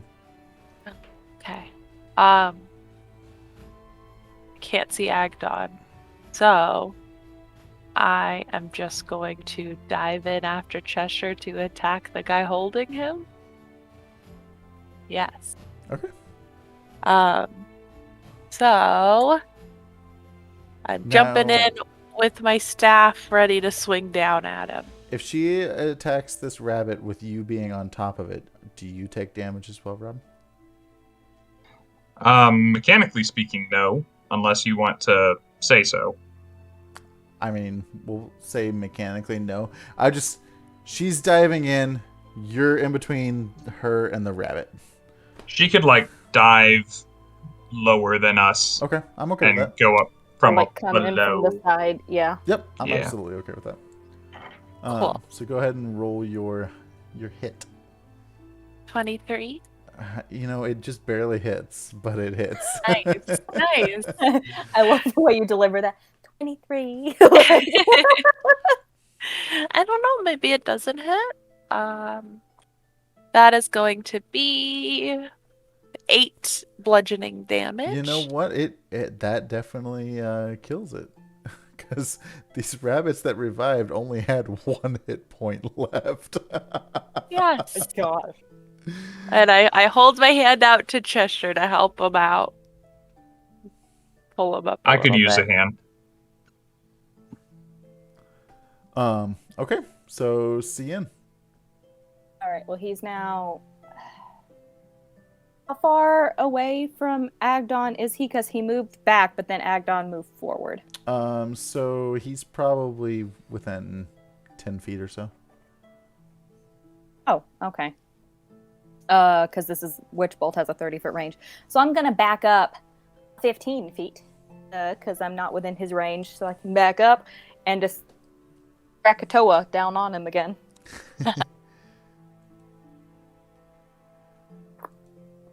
Another 11 points. Oh my god. The Janie dice are coming in handy tonight. So with this one, you see Agdon go down to a knee. And he is visibly hurting. And starts to taunt him, just be like, "Oh, look at that tough guy. You don't got the power of Lucinda."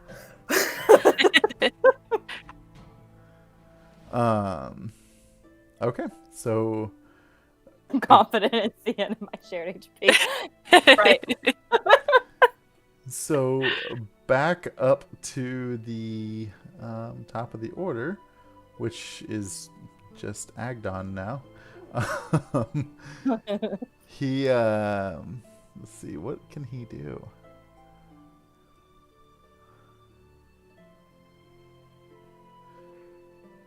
Okay, so he's going to do a standing leap towards you, which allows Agdon's long jump is up to 20 feet and his high jump is 10 feet.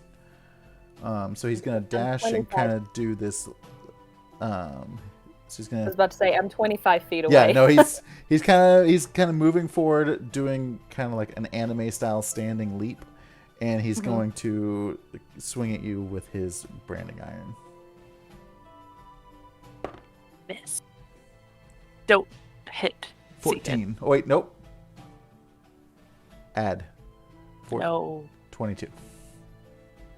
Oh yeah. I have a 12 HP because I haven't used a spell to put on Witch Bolt or Mage Armor. 12 AC? Yes. Okay, I thought you said HP. No, I might have, but I know I only have 1 HP. Okay. That is 7 points of fire damage. Yep, he's unconscious. He gets hit and just falls flat right So- out of the ground. Oh. In the process of his anime leap and strike, he kind of like lands and like skids to a stop, with his back still facing towards you, super cinematically, and like you hear the thud of Scinn hit the boardwalk. As he's passing out. Dare you? And that will bring it to Cheshire's turn. All right, accepting Sawyer's help, I will swim towards the surface and have a look around at the situation. Do we know Sawyer can't see Agden? Unless she like actively said like, where'd he go? I'm gonna say no. Okay.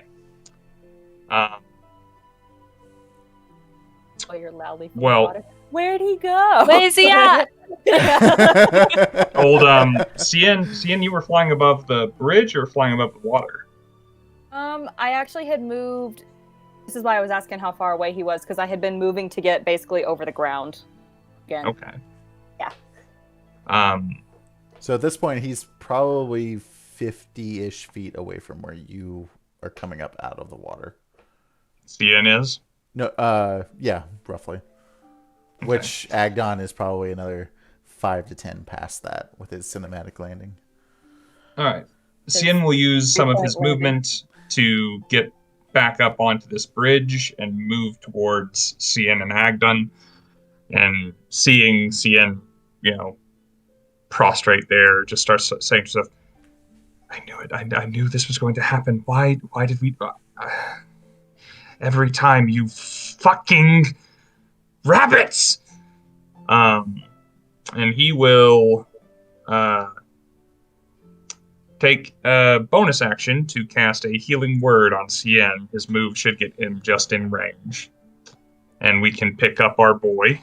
Okay. That'll be my last spell slot.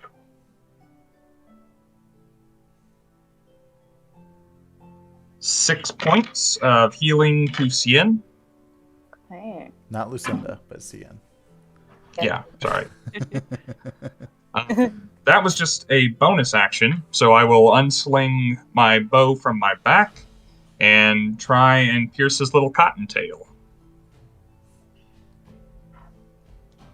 Because firing arrows at my enemies has always worked well. We're going with the enema approach now. Nope. Just too wrapped up in all the death that is happening around him. Just streaks off towards the stump. Okay. Sawyer, your turn. Okay. I climb out of the water. And then I'm just gonna position myself near Cheshire because I can't see Agdon. And I'm gonna roll a d4 to choose north, south, east, or west to throw a dart in that direction. Okay. And if he's in that direction, cool. And if not, oh well. Okay. Scinn, technically you also have the brand from the branding iron since it did hit. Mhm. I rolled to throw the dart in the southern direction. Okay. That is the direction he is. Yes. Okay, cool. I was not confident in that. That is going to be 6 damage. Piercing damage. Right. Oh, I did. I did something smart for once. Oh. We'll get there in a minute. Smart? We'll get there in a minute. So what was it to hit? Oh, I should roll that before I roll damage. Haha. Did I do something smart? 22. A 22 definitely hits. Nice. And I So- believe that was 6 Six. It piercing was damage. 6. Okay. Didn't do something smart. Never mind. So you see this little arrow dart that you threw at him kind of stick right into his the back hind quarter of his leg. I just see a floating dart. Yep, you see a floating dart that's just stuck in him. So Scinn, your turn. Okay. Aim where the blood is. Now, the thing that I thought was so smart was because we rested, took magic missile. But you have to see the creature. However, given he just knocked me down, could I roll with disadvantage? Actually, it's not. This isn't Could you technically aim at the dart? Or is that cheesing it? What would you feel about that? Could I aim at the dart? Because the thing is, magic missile instantaneously hits. You don't roll a thing. They don't roll a save. It instantly hits. Other DM assistants. What do you guys think? So that's the thing, is it says you create 3 glowing I feel like it darts was of magic a strategic each dart hit a creature in your choice that you can see within range. Mechanically speaking, the only thing you have to do to hit with magic missile is see the creature, which we cannot do. Narratively, I like it, especially coming off of a lucky 1 in 4 shot, right? And rolled to hit, and has something sticking out of it. There's a lot of reasons you could say that it does work. Just know that if you were playing it strictly by the rules, it worked. Because I was thinking is like, okay, all you can see is the dagger, so you could cast it on the dagger, which doesn't do damage to Agdon. But I can see the narrative because I like hey, I threw a knife and it's stuck in him. So Given I got knocked down in our finale of Rimehold while hiding around a wall with magic missile. Rob goes, I literally said, oh yeah, I'm fully behind the wall, and Rob goes, she can see the tip of your ear, and I was like, damn it. If you can see her, she can see you. I said I couldn't see her. Oh, well, I definitely missed that. It's okay, it worked out. Because it caused us to have spooky Druna, so it's fine. I'll give it to you. Okay. Then it's only a D4 or 1d4 plus 1. But okay. Well, good, your baby dice. Ooh, baby dice. This is a long session, guys. Ooh, that's a 4 plus 1, so that's 5 points of. I think it's just piercing. I don't think it's anything special. Even though, stop rolling. I don't want you to roll for me. Stop it. Stop rolling things. It's been 2 2s. This thing rolling by itself that I don't want it to do. I just want to see. Yes, piercing damage. It's just 5 points of piercing damage. Let's see here. Okay. And that was one. I have 1 slot left. He's gonna use his uncanny dodge to have that. So it'll be 2. Keep forgetting that. So let me write that down. Oh, right. It's getting a little spicy. This fine fairy just woke up and just went, "How dare you!" and just like shut this off. So, with it being Agdon's turn again, he's gonna be like, just like scream in pain, and like he's got this knife hanging out of his ass. He's gonna pull the knife out and like basically like scream with it coming out, and just kind of look at it and like look back at you, even though you can't see it, Sawyer. He's looking at you. I'm gonna say he's gonna throw it back at you. I think you're muted, by the way. Me? Oh, no, you're not. Okay. Oh. That is a natural 20. Oh, shit. Yeah, it hits and I'm down with a crit, regardless of what you roll. Yeah. It just started pouring outside, you guys. So I can hear it with Oh my my headphones God. on. The gods are angry that you downed me. Take it back. Take it back. Okay, so Right, yeah, I'm down. He's just gonna throw it at you, and sends you kind of down to the ground. With his being basically. Oh crap! I just realized I've done 2 higher level or first level spells, and I haven't checked for surges. Surges. Oh. Continue what you're doing. I'll Okay. see if anything. Well, he's happens. attacking you next. Oh my God! The first one's a 1.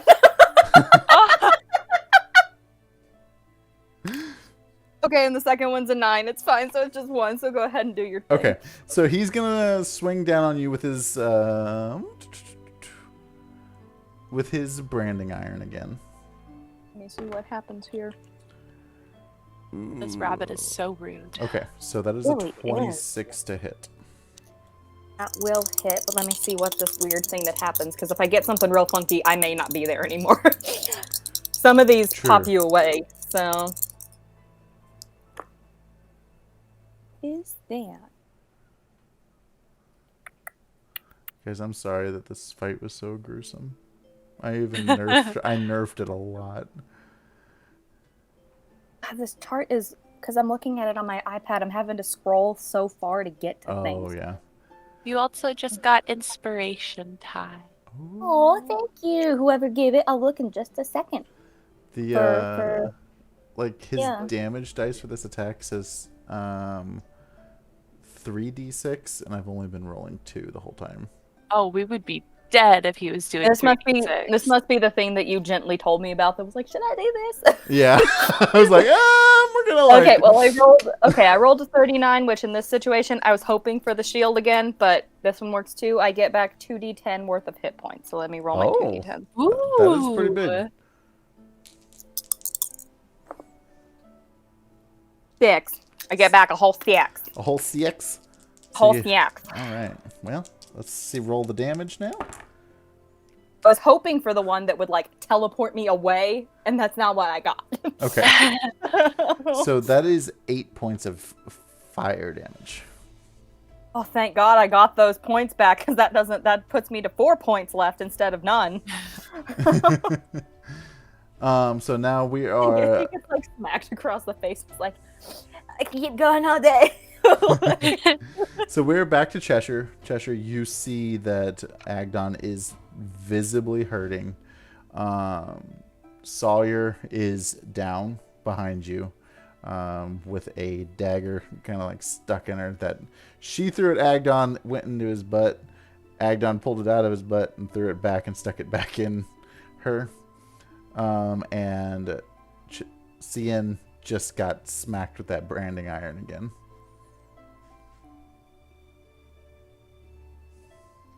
Okay. Kill him! Rip his fucking head off! Yeah, go for it. I'm happy to just rest. Go get him.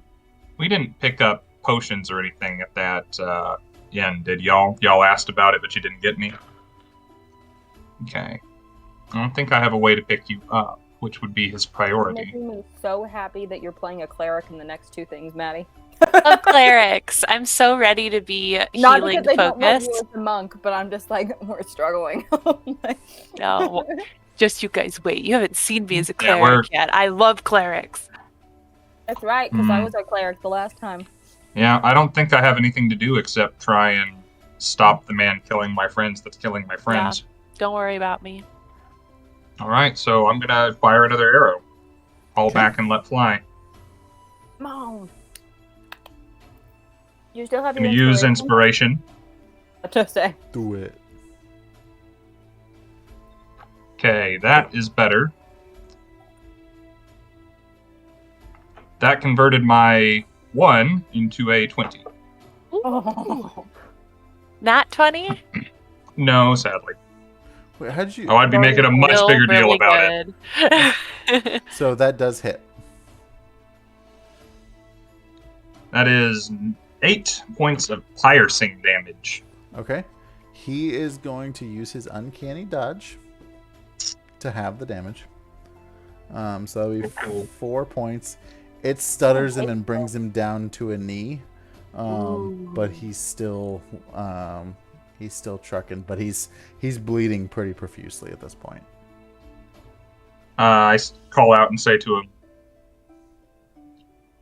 "You're probably quite quick, but you're not quicker than an arrow. If you stop this and save my friend that you are killing right now,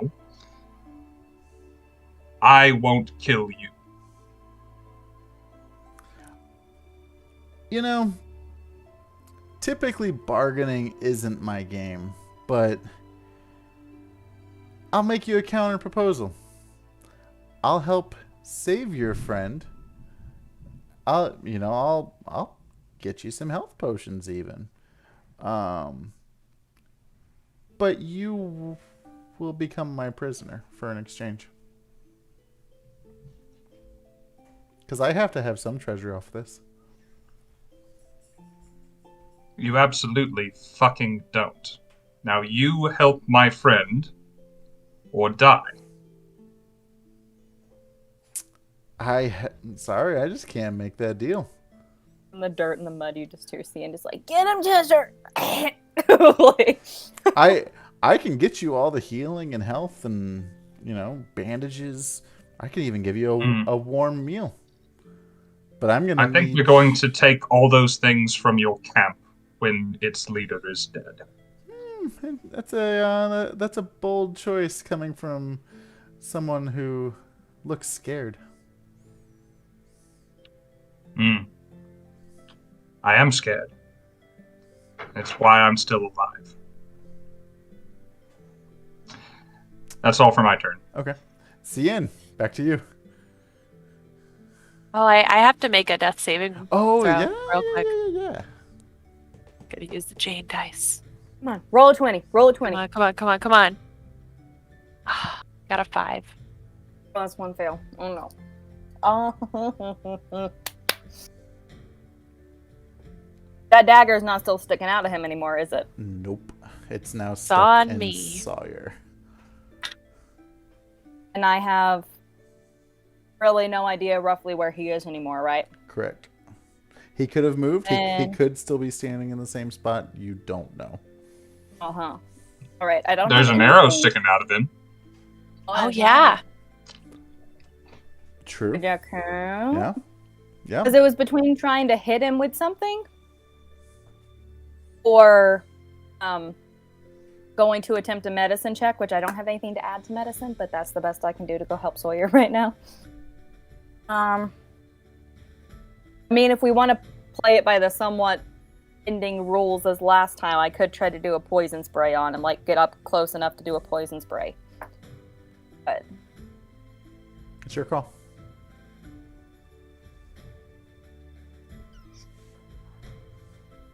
I'm actually, because I feel more confident in me trying to hit him than I do him failing a con save. And it's got 120 feet. I'm going to fly over to Sawyer and just kind of like throw my little body on top of hers. And I'm going to use a firebolt, aiming it at that arrow out of him. So I have to see if I even hit. But if it does hit, it's a D10. So, come on. I just need a 19 or better. Come on. Use inspiration if you have it, and I think you have know, my yeah, inspiration answer- too, right? Oh yeah. No, those went to Sawyer, but Answer gave me an inspiration. I should use my inspiration on my death save. Dang I'm gonna use it. It's a good roll, but I wanna. It would barely miss, so I'm gonna use it. I'm gonna use my inspiration. So I'm back to nothing, but that's okay. You could also use guidance. I believe you got a guidance earlier. I think I used it.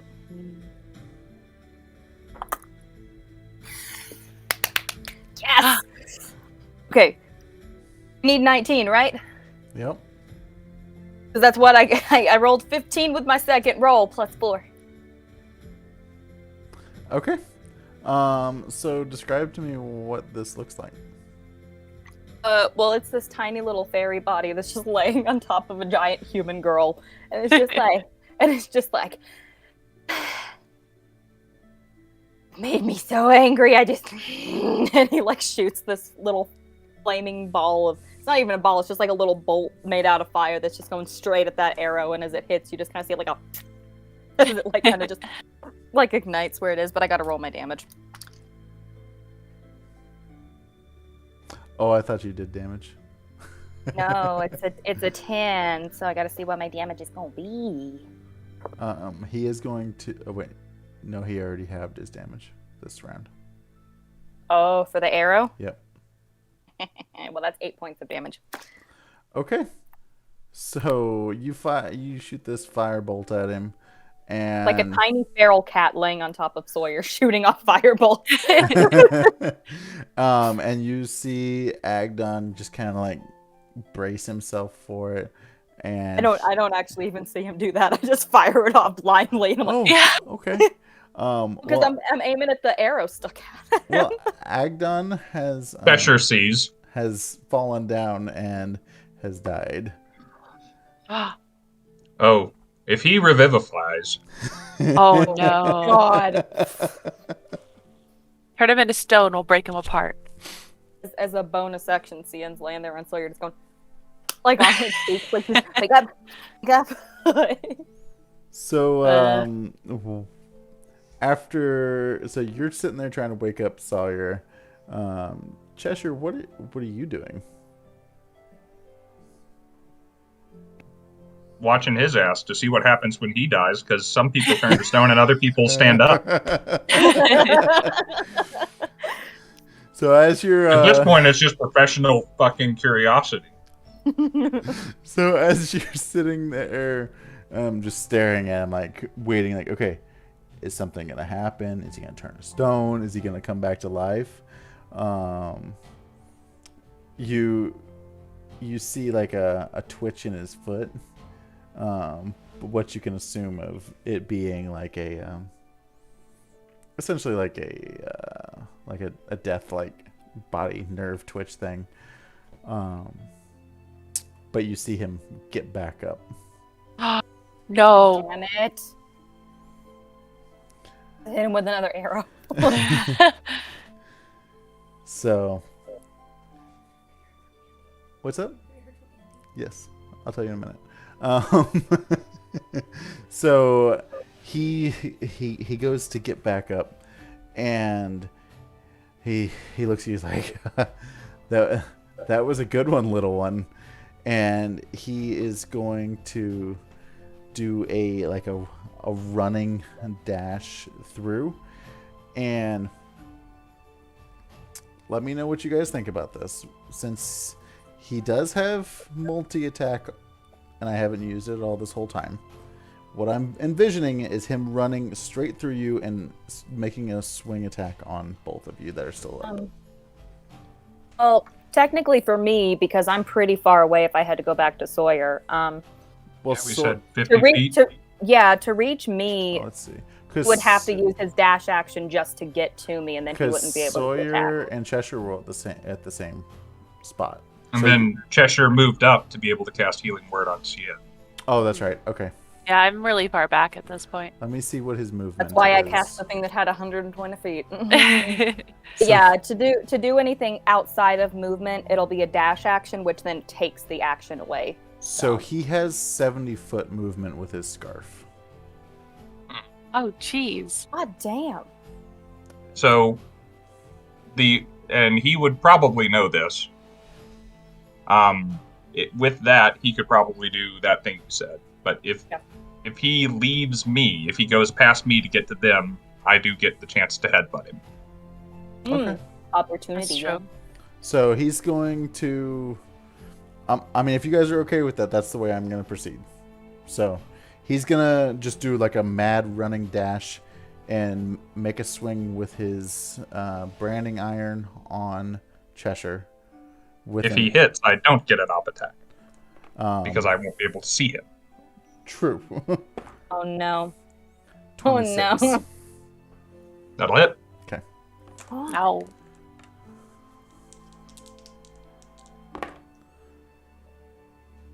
Um, 9 points of fire damage. Okay. So now Scinn.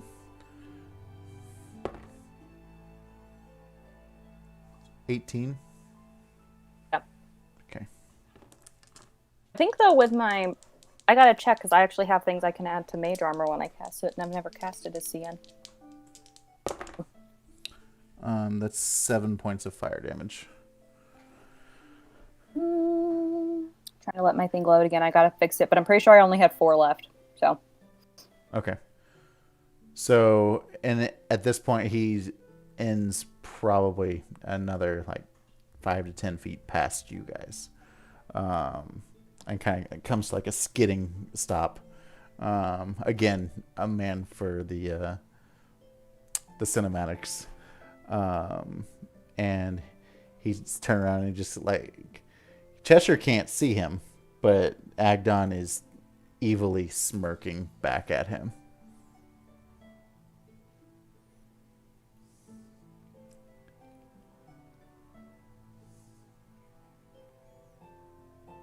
Whose turn is it now? Oh, well, Cheshire, what's going through your head now? Well, I can't help my friends with magic, and I can't see him, but never heard him yanking that arrow out. Sure.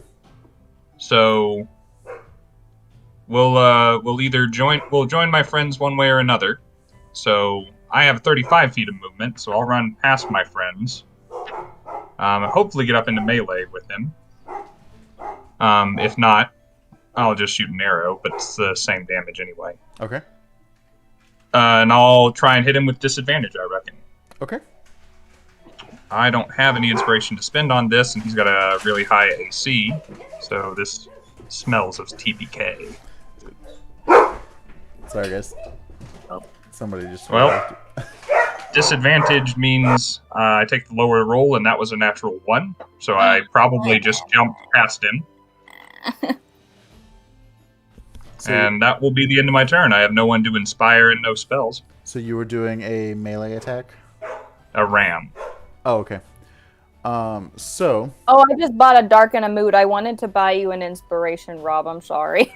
You bought, No. you bought a Wouldn't help the darken? one.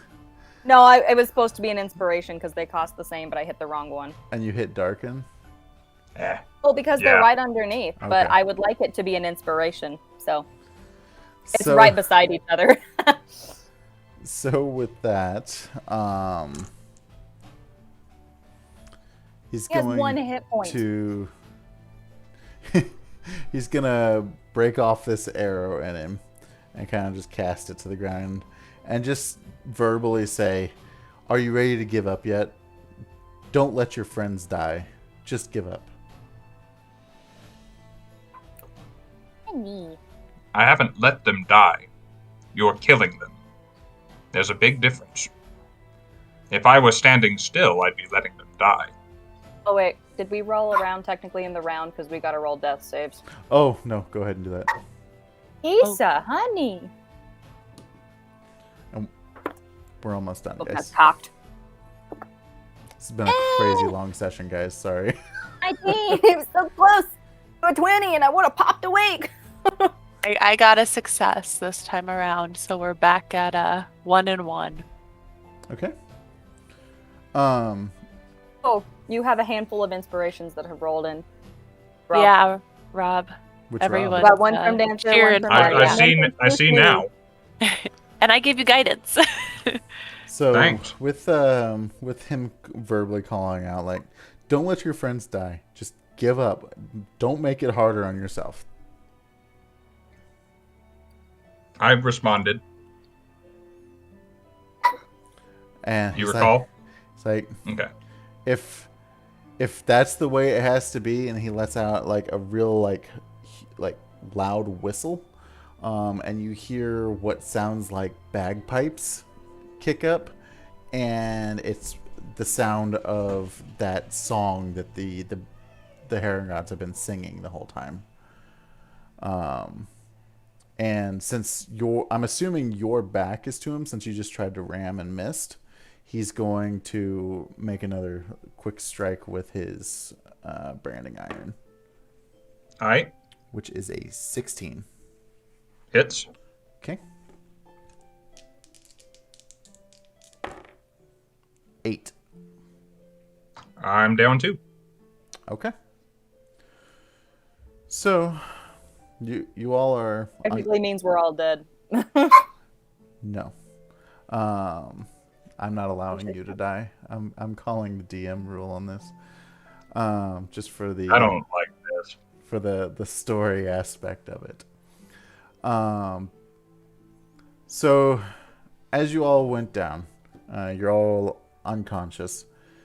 Agdon had queued up his Harangon brigands with the bagpipes. So there are people around. And they have stabilized you. You are unconscious, but they've made it to where you aren't dying. He held up to his word. He wasn't going to kill you. But you all are currently bound and locked up. Let me find where you are. So And we need to call this game because this has gone on for a long time. Yeah. This- And I know Maddie's hungry. yeah, no, And I'm tired because I've been up since 3 a.m. this is the end. Just let me tell my story, okay? Mm-hmm. So you've been stabilized and you're bound. As you guys start to kind of like rummage awake a little bit from like a breeze blowing, you start to come awake and you realize that it's like you don't know if you're alive or you're dead. You just realize that you are outdoors, bound, and you are above a large lake in a cage, similar to the cage that you saw in your dream with the other There's a satyr in it, right? Yep, the other satyr. And he looks over and he's like, "Huh. Glad I have some new friends now." And that's where we'll end the session. Dun dun dun. Cliffhanger! Jailbreak episode. I like that one, Cleric's idea. So, sorry that it went so long this evening, guys. We spent more time in the inn than I had planned, and then we went one way and then retreated from that way, so there was a lot of like, okay, which way are we going? We should have It's that risky business of combat towards the end of a session. You never know that how long is- it's going to take. That is so true. And I do apologize for it being kind of as rough as it was. Like I said, after the big bad guys being involved last episode, I didn't want it to be too crazy hard, but for the sake of the story, I had a vision with this, and I was hoping to move forward with it, and this fight had two outcomes. So, yeah. We got so close to one of them though, and then the stupid revolt guy. Literally, like if I had rolled anything but an 8, he would have been dead. Like, so some of the options are creature's corpse turns to stone. The creature's corpse decays at an accelerated rate. 3 to 6 are no effect. And the other one is creature's corpse is preserved for 10 days as if it was affected by a gentle repose spell. So, yeah, fun stuff. Guys, thank you so much for tuning back into us. There was a lot to unpack in this episode between large breakfasts, Yes. Cheshire coming out, talking about his feelings of what he had experienced the day previous. We had some good talking there. There was some good talking. Got some juicy drama from other news sources. And we've progressed up through the Brigands Tollway and have been captured. So Now we're in the heart of it. now We're going to destroy it from the inside. Now Dismantle it board by board. you're in something. We'll just put it at that. But, guys, thank you so much for tuning in with us. I don't want to keep anyone too much longer, but I do appreciate it. If you have any fan art, like always, feel free to just tag us, submit it. We'll get it added to the fan art reel. And if you are in the Calgary or the Kansas City area, swing by a con this weekend and come by and say hello to the Misty Mountain crew. You will see a Rob at either con. There'll be a Rob at either one. I won't necessarily be at the booth, but I will be around, probably intoxicated, but we'll see. Guys, be safe. Have a great night, and we will see you all next week. Good night, y'all. We'll also be playing Monday, starting something new. Yeah. See you then. Yeah. Cliffhangers. Ooh.